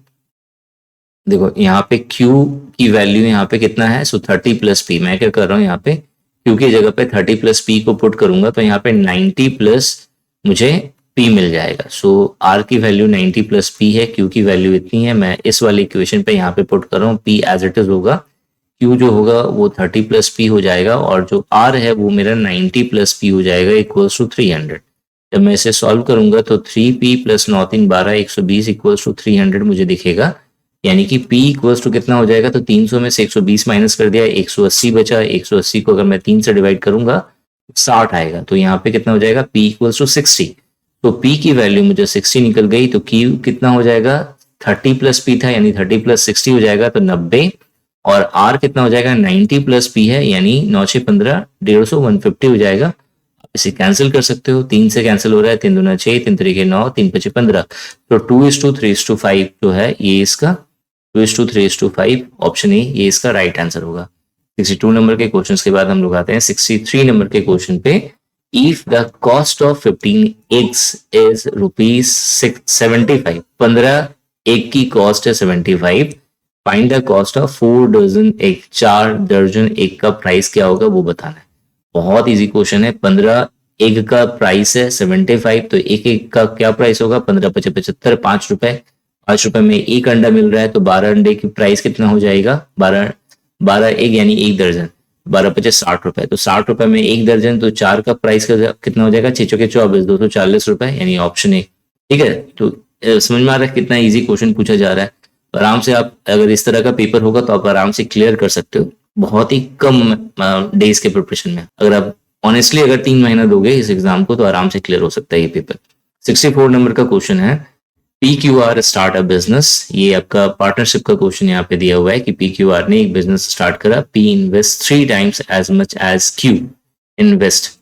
ठीक है, P ने जो है 3 गुना इन्वेस्ट करा है Q से, and Q invested 2/3 of the R investment. R ने जो भी इन्वेस्ट करा था उसका 2/3 भाग जो है Q ने इन्वेस्ट करा है, तो हमें P, Q और R के कैपिटल का रेशियो हमें फाइंड करना है। ठीक है, P, Q और R के कैपिटल का रेशियो फाइंड करना है। ठीक है, Q की वैल्यू यहाँ पे 2/3 R है, तो हम क्या करेंगे, यहाँ पे Q की वैल्यू पुट कर देंगे 2/3 R, 3 से 3 कैंसिल हो गया, तो यहाँ यानी कि जो मुझे मिलेगा वो मिलेगा 2R। सो P की वैल्यू हो गई 2R, Q जो है वो है मेरा 2/3R, और R तो R ही है, R कैंसिल। अब देखो फ्रैक्शन के केस में हम नीचे वाला जो डिनोमिनेटर है उसे सबको मल्टीप्लाई कर देते हैं, तो 3 2 6, 2 और फिर 3, तो 6:2:3, 6:2:3, यानी ऑप्शन सी जो है ये इसका राइट आंसर होगा। ठीक है, 65 नंबर के क्वेश्चन पे आते हैं। 65 नंबर का क्वेश्चन है, Jagat Ram a milk seller has certain quantity of milk to sell. Jagat Ram के पास कुछ मिल्क है जिसे वो बेचना चाह रहा है, in what ratio he should mix water to gain. बहुत इंपॉर्टेंट क्वेश्चन, बहुत बार पेपर में पूछा गया है, एसएससी में तो भर भर के पूछा जाता है ये क्वेश्चन। ठीक है, क्वेश्चन है यहाँ पे कि 5% गेन करना है, तो वो कह रहा है कि जो मिल्क है उसके पास उसमें वो कितना पानी मिलाएगा। ठीक है, तो याद रखना इस तरह के क्वेश्चन में जितना वो गेन करना चाहता है उसी के रेशियो में वो पानी मिलाएगा। मतलब 5% गेन करना है, 5% को फ्रैक्शन में कन्वर्ट करें तो 1/20 आएगा। 1/20 मतलब अगर 20 भाग है तो उसका एक भाग वो प्रॉफिट लेना चाहता है, यानी वो क्या करेगा, टोटल अगर 20 भाग दूध है तो उसमें क्या करेगा, वो एक भाग पानी मिला देगा। तो मिल्क और वाटर का जो रेशियो होगा वो 20:1 का रेशियो होगा। ठीक है, यानी जो मिल्क होगा वो 20 होगा और जो वाटर होगा वो 1 होगा, सो 1:20 ये इसका राइट आंसर होगा। ठीक है, बहुत इंपॉर्टेंट है, इजी है, बस आपको ट्रिक समझना है कि किस तरीके से इस क्वेश्चन को सोचा जा सकता है, बस उसके बाद बूम। ठीक है, 66 नंबर के क्वेश्चन पे आते हैं। 66 नंबर का क्वेश्चन एक सिंप्लीफिकेशन का क्वेश्चन है, अलजेब्रा भी आप कह सकते हो, लेकिन मोस्टली सिंप्लीफिकेशन का क्वेश्चन यहाँ पे दिया हुआ है। तो बेसिकली हम पहले इस वाले पार्ट को सॉल्व कर रहे हैं, तो यहाँ पे कितना हो जाएगा, 3 दूना 6 और 1 7, 7/3 हमें पता है, नीचे वाला टर्म ऊपर चला जाएगा, 1 + 3/7 हमें मिलेगा। अगर इसे सॉल्व करने जाएं तो 7 एकम 7 3 10, 10/7, मतलब ये पूरा का जो वैल्यू होगा वो होगा 10/7, नीचे वाला अगेन ऊपर जाएगा, तो x + 7/10 मुझे दिखेगा इक्वल्स टू 2। अब इसे सॉल्व कर सकते हो, तो x इक्वल्स टू कितना हो जाएगा, 2 - 7/10, तो 10 दूना 20, 20 में से 7 गया तो 13, 13/10 ये इसका राइट आंसर होगा, यानी कि ऑप्शन बी। ठीक है, 67 नंबर के क्वेश्चन पे आते हैं। Today is Monday. ठीक है, आज जो है सोमवार है, और कह रहे हैं कि 64 डेज के बाद क्या होगा, कौन सा डे आएगा। तो हमें क्या करना है, सिंपली 64 को 7 से डिवाइड करना है, क्योंकि एक वीक में 7 दिन होते हैं, तो 7 से डिवाइड करा, 7 7 49, 7 8 56, 7 9 कितना होता है 63, 63, तो एक बच जाएगा, मतलब एक दिन रह जाएगा, मतलब पूरा 9 वीक्स खत्म होगा और एक दिन बच जाएगा। तो यानी मंडे से स्टार्ट होगा, मंडे पे खत्म होगा, और फिर जो है लास्ट वाला डे जो है वो बच जाएगा, यानी कि कौन सा दिन बचेगा, तो ट्यूसडे। तो ट्यूसडे जो है ये इसका राइट आंसर हो जाएगा। नेक्स्ट क्वेश्चन पे आते हैं, 68 नंबर का क्वेश्चन। 68 नंबर का क्वेश्चन जो है, the mean temperature of Monday to Wednesday, ये एक एवरेज का क्वेश्चन है, जो है मंडे से वेडनेसडे, मंडे से वेडनेसडे यानी मंडे, ट्यूसडे और फिर वेडनेसडे, इन 3 दिन का जो एवरेज टेम्परेचर है वो है 37। तो एवरेज है तो टोटल कैसे निकलेगा, इंटू 3 कर देंगे। ठीक है, ट्यूसडे टू थर्सडे, ठीक है, ट्यूसडे, वेडनेसडे और फिर थर्सडे, इन 3 दिन का जो एवरेज है वो कितना है? सो 34 इंटू 3, तो मतलब टोटल एवरेज है 34, इंटू 3 कर दिया तो क्या हो गया? टोटल निकल गया। तो क्वेश्चन है, if the temperature of on Thursday was 4/5 of that of the Monday. Question कह रहे हैं कि जो थर्सडे को जो टेम्परेचर था वो 4/5 था ऑफ मंडे, मंडे के टेम्परेचर के। ठीक है, so then the temperature on of Thursday was, तो थर्सडे को जो टेम्परेचर है हमें वो फाइंड करना है कितना होगा। ठीक है, तो सिंपल है, कैसे सॉल्व करेंगे इसे? बहुत आराम से सॉल्व होगा। यहाँ बीच में प्लस है, तो आपने अगर इक्वेशन वाला मेथड अगर आपको पता होगा तो हमें पता है सब्ट्रैक्शन मेथड लगाएंगे तो यहाँ पे माइनस हो जाएगा। तो ट्यूसडे से ट्यूसडे कैंसिल होगा, वेडनेसडे से वेडनेसडे कैंसिल हो जाएगा, तो जो फाइनल जो बचेगा वो मंडे माइनस थर्सडे बचेगा। Monday minus Thursday equals to, इधर क्या करना है? इधर भी माइनस करेंगे हम लोग, 3 कॉमन आ गया, और 37 से अगर 34 माइनस करते हैं हम लोग तो 3 बचेगा, तो 3 3 9, तो इधर हो गया 9। और यहाँ पे हमें थर्सडे हमें फाइंड करना है तो हमें मंडे को हटाना पड़ेगा। सिंपल, 2 पर्सन है, एक को निकालना है, एक को रखना है, तो दूसरा वाला को क्या करना पड़ेगा? रास्ते से हटाना पड़ेगा। तो सेम है, यहाँ पे हमें थर्सडे का टेम्परेचर चाहिए तो मंडे को पहले क्या करना पड़ेगा? साफ करना पड़ेगा। कैसे करेंगे? बहुत सिंपल है, मंडे इक्वल्स टू, इधर निकाल दो कितना हो रहा है, तो 9 प्लस थर्सडे हो रहा है। ठीक है, अब इस जगह पे इसको पुट कर दे रहे हैं हम लोग। सो यहाँ पे पुट करेंगे तो थर्सडे को अब टी लिख रहे हैं हम शॉर्ट में, यहाँ पे 4/5 है, और यहाँ पे Monday equals to 9 plus Thursday है। तो फाइनली आप इसे सॉल्व कर सकते हो, क्या आएगा? 5t इक्वल्स टू 9 चुके 36 प्लस 4t, तो इसे माइनस कर दिया तो t इक्वल्स टू 36 आएगा। तो 36 डिग्री सेंटीग्रेड, ऑप्शन डी जो है ये इसका राइट आंसर हो जाएगा। ठीक है, क्लियर हो गया। आते हैं 69 नंबर के क्वेश्चन पे। 69 नंबर का जो क्वेश्चन है वो अगेन एक सिंप्लीफिकेशन का क्वेश्चन है। हमें बताना है कि क्या होगा। यहाँ पे जो सबसे पहले ऑफ जो है वो पहले सॉल्व होगा, और ऑफ ऑलरेडी बहुत 3 जगहों पे दिया हुआ है। तो यहाँ पे देखो क्या आएगा, 2/3 ऑफ यानी मल्टीप्लीकेशन, 5 1 5 प्लस 2 7/5 होगा यहाँ पे, और फिर इंटू 75% यानी 3/4 होता है, और ऑफ है यहाँ पे 540। बस आपको इसे सॉल्व करना है। 3 से 3 कैंसिल हो रहा है, 2 से 2 2 4 कैंसिल होगा, 5 से ये कैंसिल हो रहा है, 5 1 5 0 5 8 40, 2 से ये कैंसिल होगा, 2 5 10 2 चुके 8, तो 7 चौका 28, और फिर 7 5 35, और फिर 2 कितना होता है? 35। तो 378 यानी ऑप्शन ए जो है ये इसका राइट आंसर होगा। नेक्स्ट है, which one among the following is the largest, ये क्वेश्चन है। सो फ्रैक्शन का क्वेश्चन है ये, यानी कि नंबर सिस्टम यहाँ पे घुसना शुरू हो गया। तो नंबर सिस्टम से भी क्वेश्चंस है। सो इन 4 ऑप्शंस में से आपको बताना है कौन सा सबसे बड़ा है। तो इसका जो सबसे सिंपल मेथड है वो ये है कि आप फ्रैक्शन निकाल लो। जैसे सबका अलग अलग मेथड होता है, बहुत कोई क्या करते हैं डिनोमिनेटर को इक्वल कर देते हैं, उसके अकॉर्डिंग फाइंड करते हैं, बहुत सारे लोग न्यूमरेटर को इक्वल करके फाइंड करते हैं। मुझे जो सबसे इजी लगता है वो होता है कि आप डिवाइड कर लो, फ्रैक्शन समझ लो कितना है, 2 डिजिट या 3 डिजिट लेकर के चल सकते हो डेसिमल वाला वैल्यू, और वहां से आप कैलकुलेट करके निकाल सकते हो।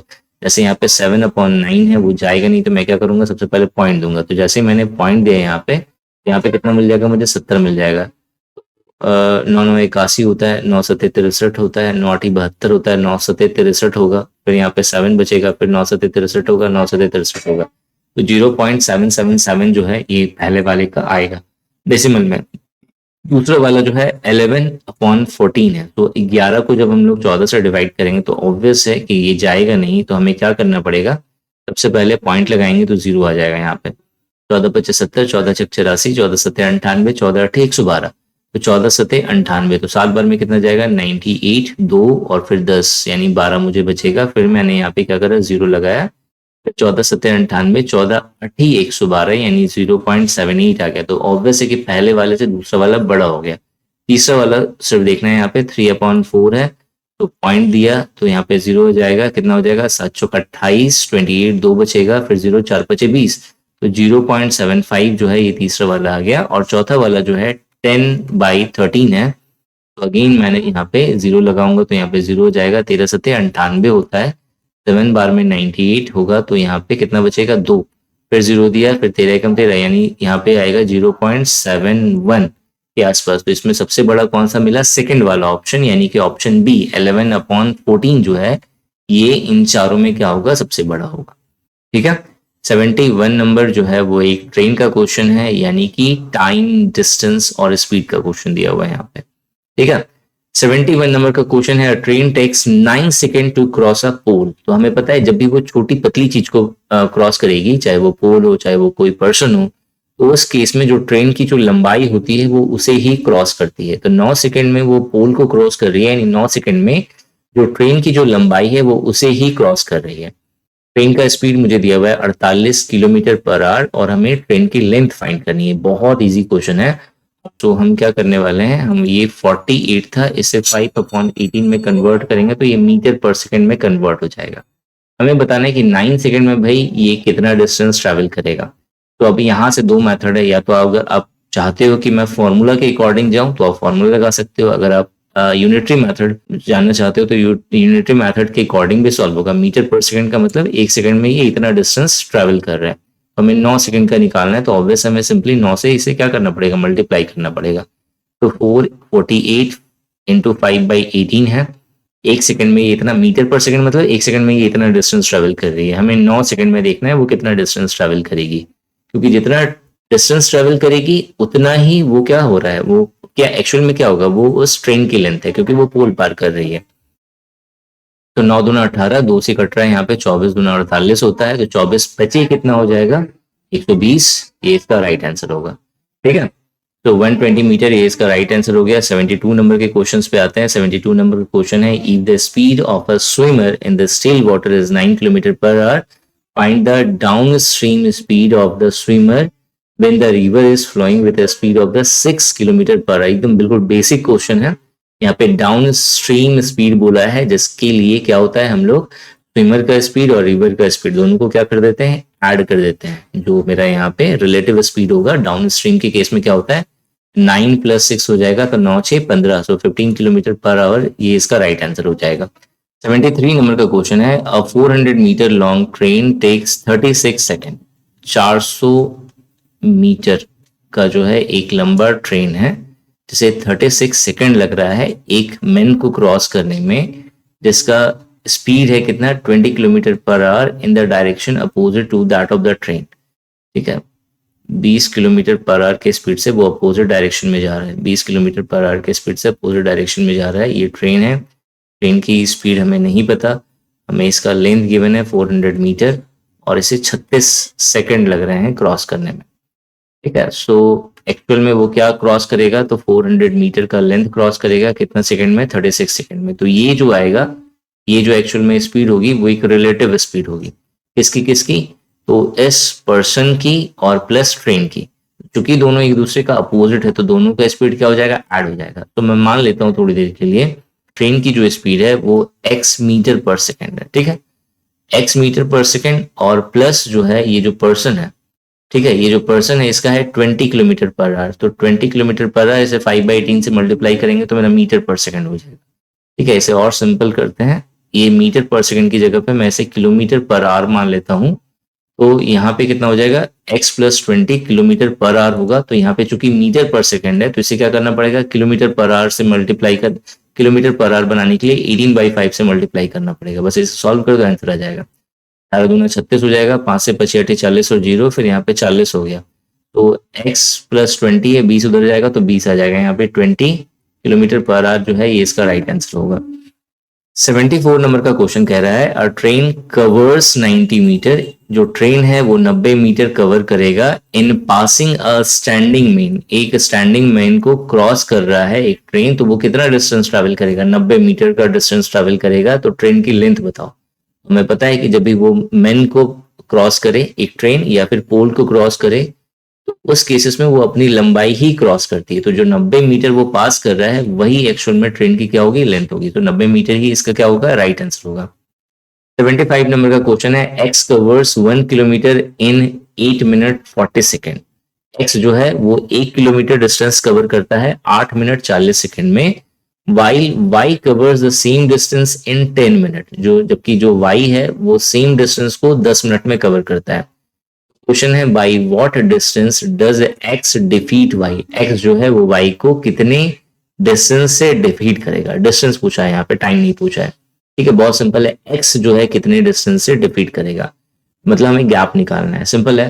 तो 8 मिनट 40 सेकंड, 8 मिनट को अगर हम सेकंड में कन्वर्ट करें तो कितना होता है, इंटू 60 करेंगे, प्लस 40 ऐड करना होगा, 8 छक 48, 480 प्लस 40, तो 8 4 12, 520 सेकंड। ठीक है, 520 सेकंड में ये जा रहा है कितना, 1 किलोमीटर। ठीक है, 520 सेकंड में कितना गया, 1 किलोमीटर। 1 किलोमीटर यानी 1000 मीटर। ठीक है, 1000 मीटर। और दूसरा जो पर्सन है वो 10 मिनट में सेम डिस्टेंस ट्रेवल कर रहा है। 10 मिनट यानी उसे सेकंड में कन्वर्ट करेंगे तो 10 इंटू क्या करना पड़ेगा, 60, यानी 600 सेकंड। तो 600 सेकंड में ये जा रहा है 1000 मीटर। ठीक है, तो हमें डिस्टेंस का डिफरेंस बताना है कितना होगा। तो हम क्या करेंगे, टाइम को इक्वल कर दे रहे हैं। ये 520 सेकंड में जा रहा है 1 मीटर या 1000 मीटर, तो आप जो है निकाल लो। मैं ऐसे ही कर देता हूँ, ये वाला कर दे रहा हूँ। ठीक है, ये 600 सेकंड में 1000 मीटर जा रहा है, तो यानी 1 सेकंड में कितना जाएगा, तो डिवाइड बाई 600, तो 520 सेकंड में कितना जाएगा, तो इंटू 520 कर लो आप। ठीक है, 00 कैंसिल हो रहा है यहाँ पे। और फिर चूंकि 520 से 3 से कट रहे हैं यहाँ पे, 3 2 से कटेगा तो 2 3 6 हो रहा है यहाँ पे, और 2 से कितना हो जाएगा, 2 दूना 4, 2 छक्के 12, फिर 0, 260 जाएगा, यानी 2600 डिवाइड बाई 3, ये इतना डिस्टेंस ट्रेवल करेगा। और पहला वाला है 1000, तो बस आप माइनस कर दो, 1000 माइनस 2600 डिवाइड बाई 3, तो 3000 हो जाएगा यहाँ पे। 3000 से 2600 माइनस कर दिया तो 400/3 आ जाएगा। अब 400/3 कितना हो रहा है यहाँ पे, देखो 3 एकम 3, 3 त्रिके 9, 3 त्रिके 9, 133 पूर्णांक 1/3, यानी कि ऑप्शन डी जो है ये इसका राइट आंसर होगा। ठीक है, 75 के बाद 76 नंबर पे आते हैं। 76 नंबर का क्वेश्चन है, what will be the angle between the hands of a clock when the time is 4:40 PM।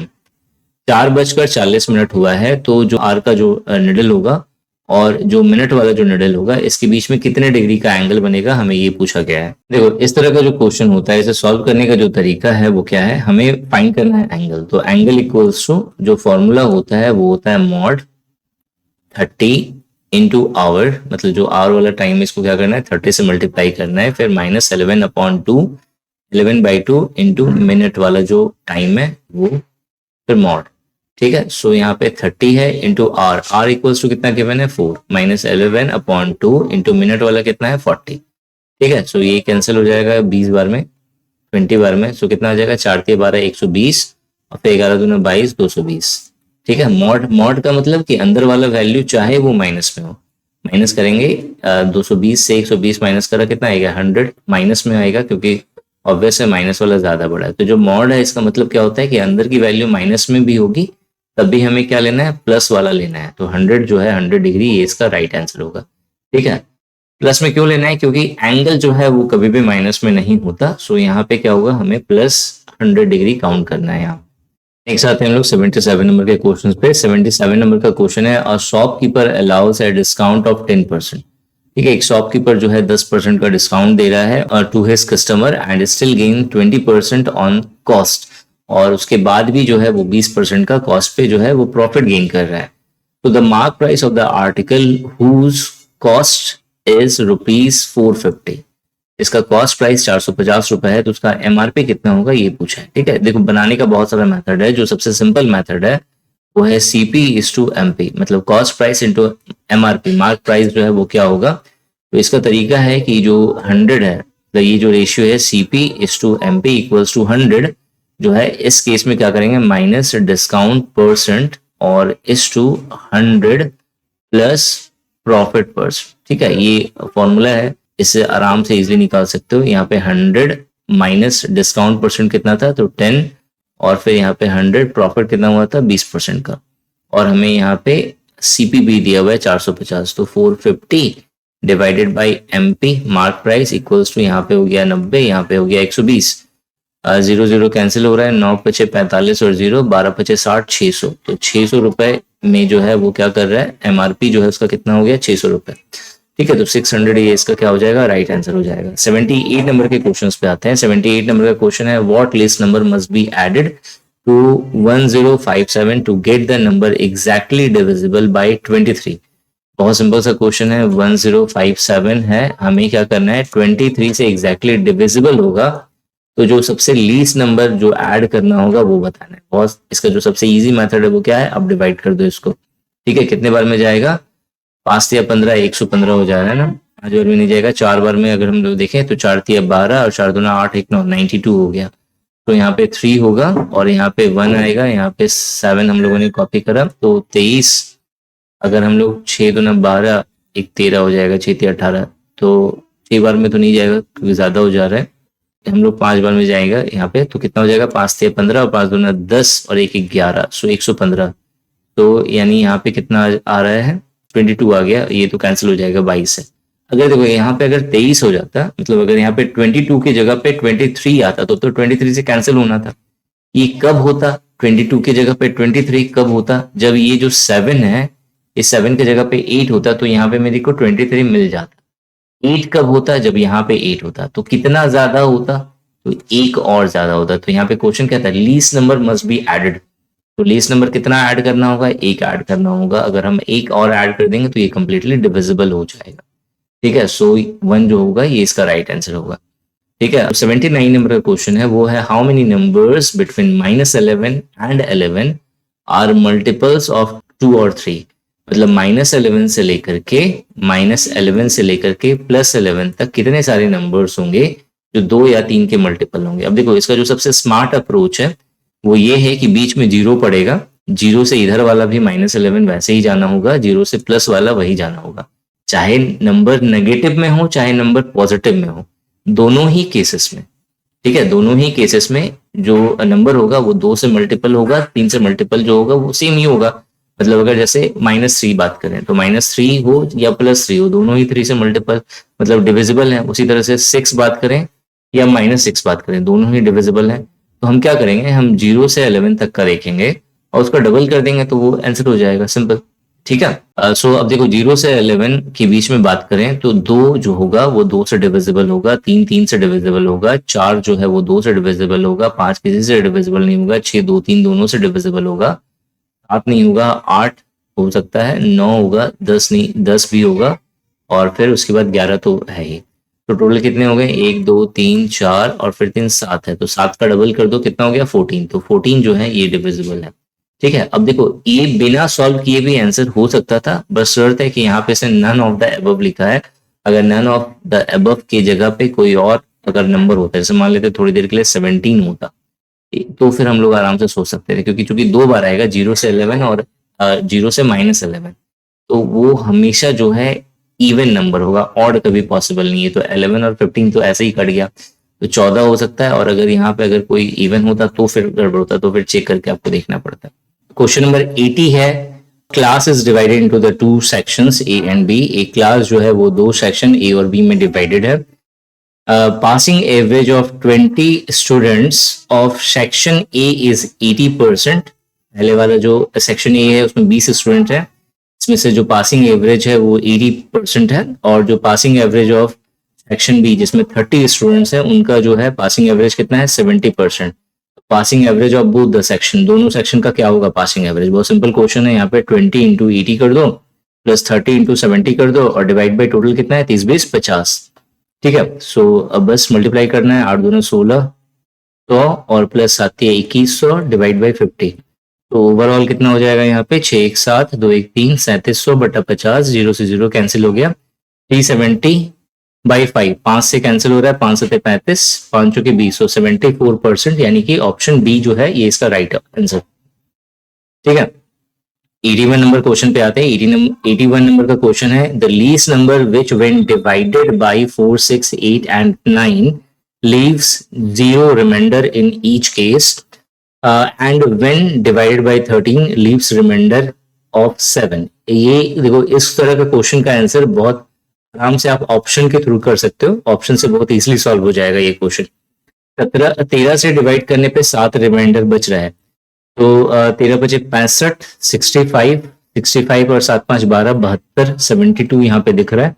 और मुझे देखना है कि इन सबसे अगर डिवाइड करें 4 6 8 9 से डिवाइड करें तो क्या मेरा रिमाइंडर 0 हो रहा है। तो पहला है 4, अगर हम 4 से डिवाइड करते हैं तो देखो यहाँ पे 4 से कट जाएगा, 4 1 4, 3 बचेगा 32 होगा, 8 चुके 32 हो जाता है। यहाँ पे 6 से कट जाएगा, 6 से कैंसिल है ये, 8 के टेबल में 9 ही 72 होता है और 9 से भी 9 8 से 72 होता है। तो यानी ऑप्शन बी जो है वो यहाँ पे करेक्ट आंसर होगा। ठीक है, 82 नंबर का क्वेश्चन आता है, XYZ undertake to do a work for ₹6,000। ठीक है, XYZ ने एक वर्क स्टार्ट करा 6,000 रुपए में। X and Y together do 3/4 of the work and the rest is done by Z। ठीक है, X और Y दोनों मिलकर के 3/4 काम कर रहे हैं और जो Z है वो बाकी का काम कर रहा है। तो 3/4 काम, तो कितना काम बच गया? 1/4 काम। दोनों के काम का रेशियो कितना हो जाएगा? 3:1। ठीक है, तो ये हो गया काम का रेशियो, ये उनकी इफिशियंसी का रेशियो हो गया। तो जो टाइम का रेशियो होगा वो उसका अपोजिट हो जाएगा। टाइम का जो है वो कितना हो जाएगा? यहाँ पे क्वेश्चन है how much should the share of Z. तो जेड का शेयर क्या होगा? तो टाइम से मतलब नहीं है, यहाँ पे 3:1 है, तो जेड का शेयर कितना हो जाएगा? 1/4 ही होगा। 1/4 ऑफ कितना? 6,000। तो 4 से देखो कट रहा है, 4 एकम 4, 4 पचे 20, तो 1500 इसका राइट आंसर होगा 1500, यानी ऑप्शन सी। ठीक है, 83 नंबर का क्वेश्चन आ रहा है। 83 नंबर का क्वेश्चन है, a dozen pair of socks quoted at ₹80 are available at a discount of 10%। ठीक है, एक दर्जन जो है सॉक्स के पेयर हैं जो 80 रुपए जहां पे कोटेड है दाम, और उस पर 10% का डिस्काउंट दिया जा रहा है। तो how many pair of socks can be bought for ₹24? तो 24 रुपए में कितना पेयर खरीदा जा सकता है? ठीक है, 80 रुपए दाम है जिसमें से 10% का डिस्काउंट दिया जा रहा है। तो 80 का 10% कितना होता है? 8 रुपए, यानी बेचा जा रहा है 72 रुपए में। कितना दर्जन? एक दर्जन। तो जब एक दर्जन का 72 रुपए दाम है, तो 72 रुपए में एक दर्जन मिल रहा है, तो 24 रुपए में कितना मिलेगा? तो सिंपल है, तो हम लोग क्या करेंगे, 24 डिवाइड बाई 72 या 72 बाई 24 कर दो, तो कितना आ जाएगा? 24 24 या 72, 3। तो 3 दर्जन जो है सॉक्स जो है आप 24 रुपए में ले सकते हैं। ठीक है, नेक्स्ट आते हैं हम लोग, find the value of this. Again simplification का क्वेश्चन है और ये बहुत कॉमन क्वेश्चन है, बहुत सारे एग्जाम्स में पूछा जाता है। जो सबसे इजी मेथड है वो क्या है? 999 सब में है, 999 कॉमन ले लो और 1/7, 2/7, 3/7, 4/7, 5/7, 6/7 इन सबको ऐड करना है। तो चूंकि नीचे डिनोमिनेटर 7 7 है तो बहुत आराम से इजिली ऐड कर सकते हैं। 6 5 11, 11 4 15, 15 5 20 हो गया, 20 और 1 21, 21/7, 7 21, यानी 3 आ गया यहाँ पे।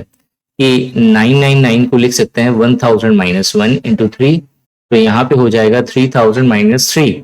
तो 3000 - 3 कितना हो जाएगा? 2997। तो ये इसका राइट आंसर हो गया। 85 नंबर का क्वेश्चन है, Anita purchase a bicycle at a cost of ₹3200। She sold it at a loss of ₹240। ठीक है, सीपी कितना दिया हुआ है? 3200, और उस पर जब बेचा गया है तो 240 रुपए लॉस पे बेचा है। बहुत सिंपल सा क्वेश्चन है यहाँ पे। तो क्वेश्चन है कि कितना प्राइस में उसने बेचा है ये बताओ। 3200 रुपए में चूंकि खरीदा था और 240 रुपए का लॉस हो गया, यानी 3440 में उसने बेच दिया। तो जो ऑप्शन सी है ये इसका राइट आंसर हो जाएगा।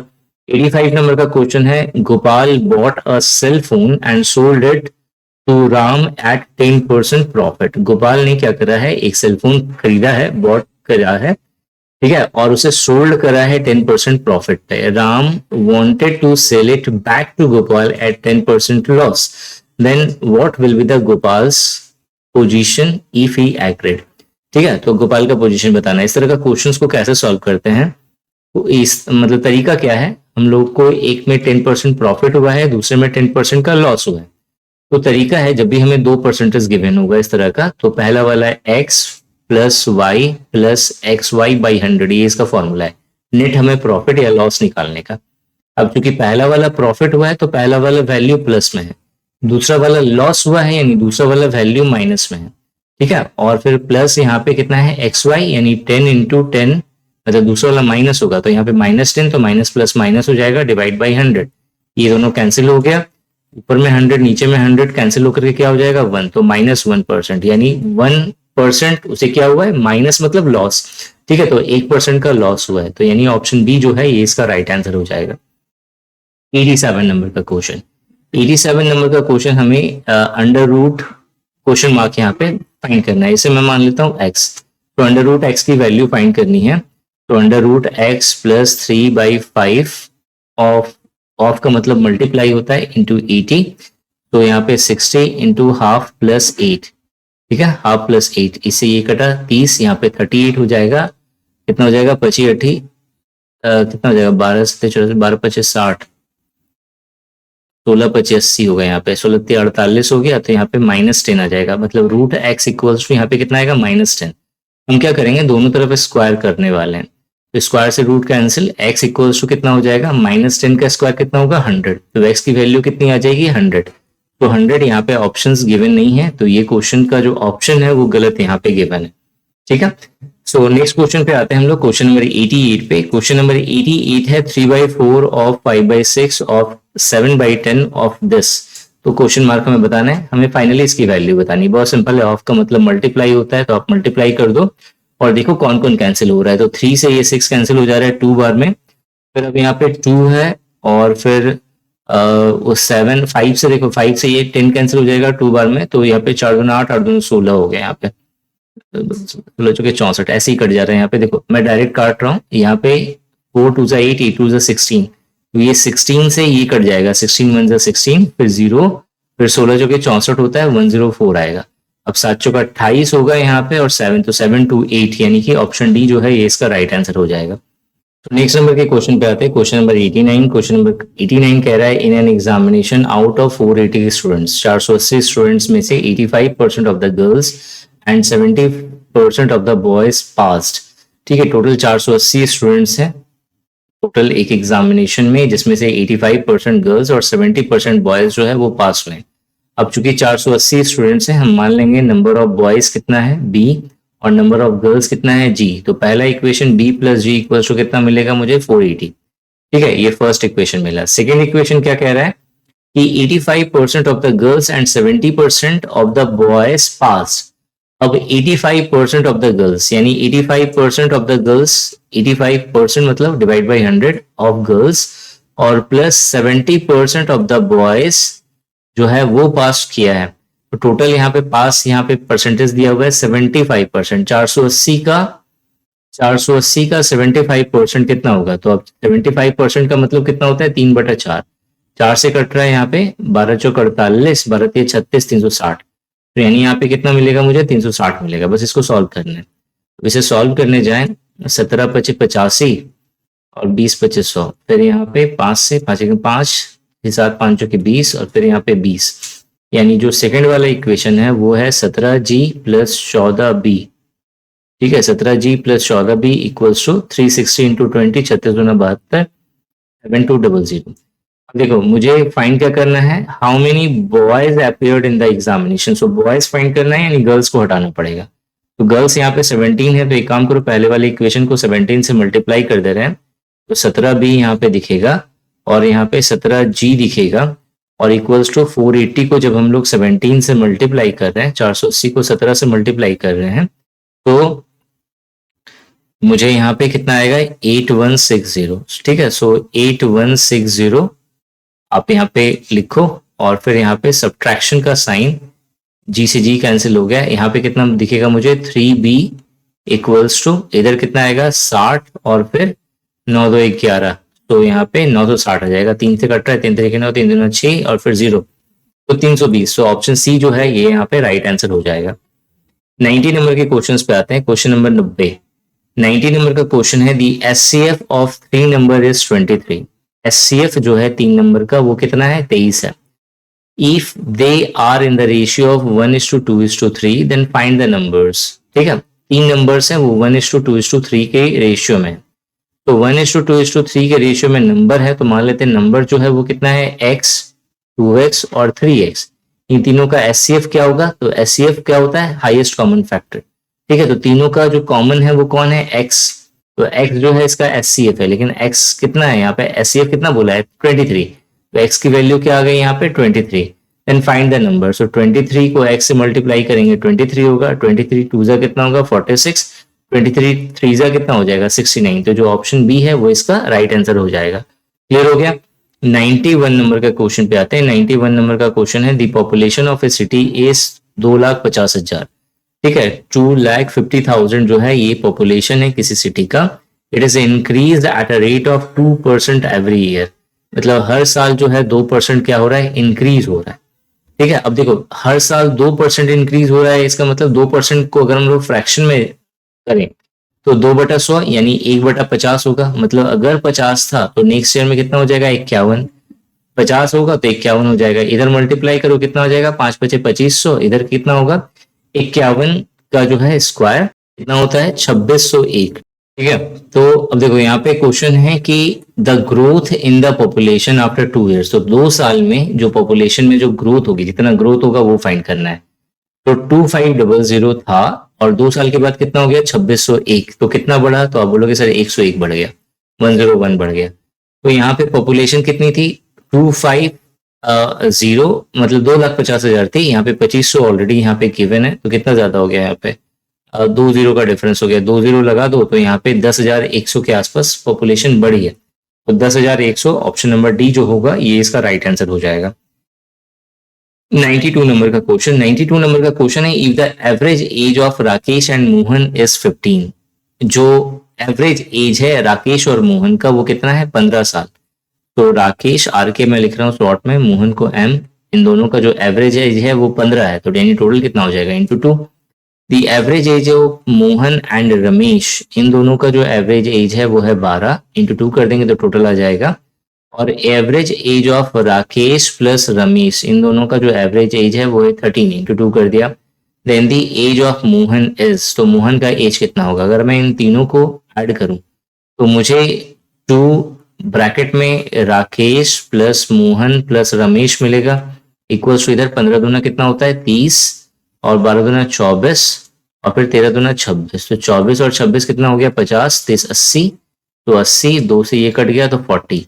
तो इन तीनों का एज मिला के कितना हो जाएगा 40। मुझे फाइंड किसका करना है, मोहन का एज। तो मोहन का एज फाइंड करने के लिए, तो जिसमें मोहन नहीं है, इसमें मोहन नहीं है, इसमें राकेश और रमेश है, तो ये 13 दूना 26 माइनस कर दो। तो 40 में से 26 माइनस करेंगे कितना बचेगा, 14 जो है ये अब मेरा किसका एज हो गया, मोहन का एज। तो ऑप्शन सी जो है ये यहाँ पे राइट आंसर हो गया। नेक्स्ट क्वेश्चन है 93 नंबर का, the sum of place value of 2 in 2420। देखो 2420 में जो दो जगह पे 2 है, एक फोर्थ वाले प्लेस पे, एक सेकंड वाले प्लेस पे। तो जो सेकंड है जो डेसिमल प्लेस पे है 2, इसका जो प्लेस वैल्यू है वो कितना हो जाएगा 22 और उसके बाद 0। और इसका जो प्लेस वैल्यू है वो है 2 और इसके बाद 3 डिजिट है तो 3 0।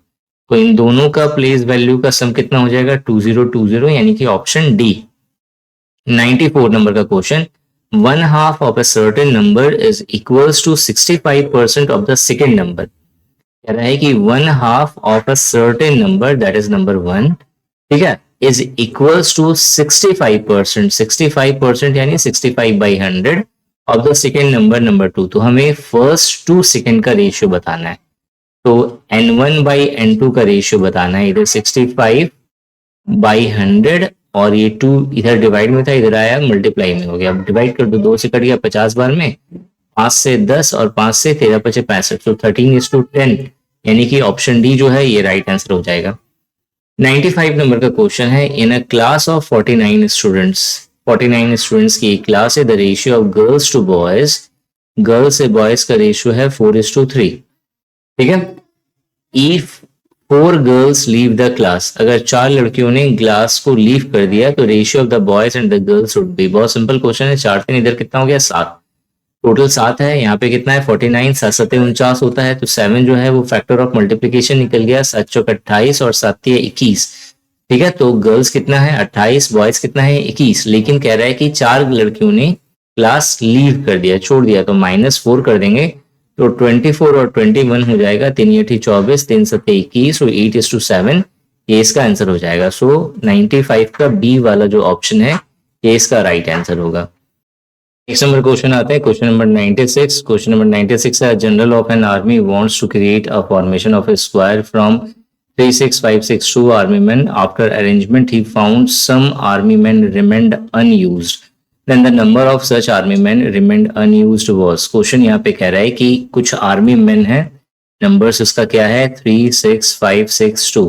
अब इनको जो है एक स्क्वायर के फॉर्म में सजाना है। जब सजाया गया तो कुछ लोग जो हैं बच गए, तो मुझे जो लोग बचे हैं जो अनयूज्ड है मुझे उनकी संख्या फाइंड करनी है। सिंपल है, इसका हमें क्या करना है, स्क्वायर रूट निकालना है, वर्गमूल निकालना है। तो मैनुअली तो पीछे से हम लोग क्या करेंगे, पेयर बनाएंगे, ये 2 2 का पेयर बना, 3 अकेला बच गया, तो 1 से 1 बार में जाएगा, 2 से 2 बार में जाता है इस तरह से। अगर आपको मेथड पता है तो अच्छी बात है, नहीं पता है तो यूट्यूब पे देख लो, बहुत सारे होंगे वीडियोस पड़े हुए। तो 2 2 4 नहीं जाएगा तो 1 1 1 लिया मैंने, तो 1 आया, यहाँ पे 2 बचेगा। 65 को कॉपी करा, 1 को प्लस करा तो यहाँ पे 1 + 1 2 हो गया। अब हमें एक नंबर लेना है, 9 लिया। सपोज 9 9 81, 1 होगा 8 और 9 दूना 18 और 8 8 16 26, तो 261। तो यहाँ पे 4 बचेगा, हमें 62 को कॉपी करना है, इस 9 को यहाँ पे प्लस करना है, तो 9 9 18, यहाँ पे कितना हो जाएगा 38। तो अब कितना लेंगे, 2 बार में तो 6 हो जाएगा यहाँ पे, तो 1 बार में जाएगा 1 जा, सो 381। तो कितना हो जाएगा 9 1 बचेगा यहाँ पे, 2 में से 1 गया 1, और फिर यहाँ पे जो है 16, सो 8 8 16 और फिर 1 कैंसिल, सो 81। तो 81 आदमी जो है बच जाएंगे। सो 81 जो है, ये ऑप्शन सी जो है ये इसका राइट आंसर होगा। 97 नंबर का question, if speed of 3 and 1/3 meter per second is converted into kilometer per hour, then it would be, तो 3 3 9 + 1 10/3 मीटर पर सेकेंड है, इसे किलोमीटर पर आवर में 18/5 से क्या करेंगे, मल्टीप्लाई कर देंगे। तो 3 6 18, 5 2 10, 6 2 12, 12 किलोमीटर पर आवर, ये इसका राइट आंसर हो जाएगा।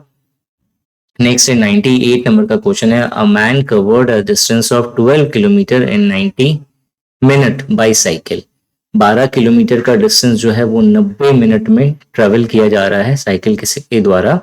How much distance he will cover in 3 hours.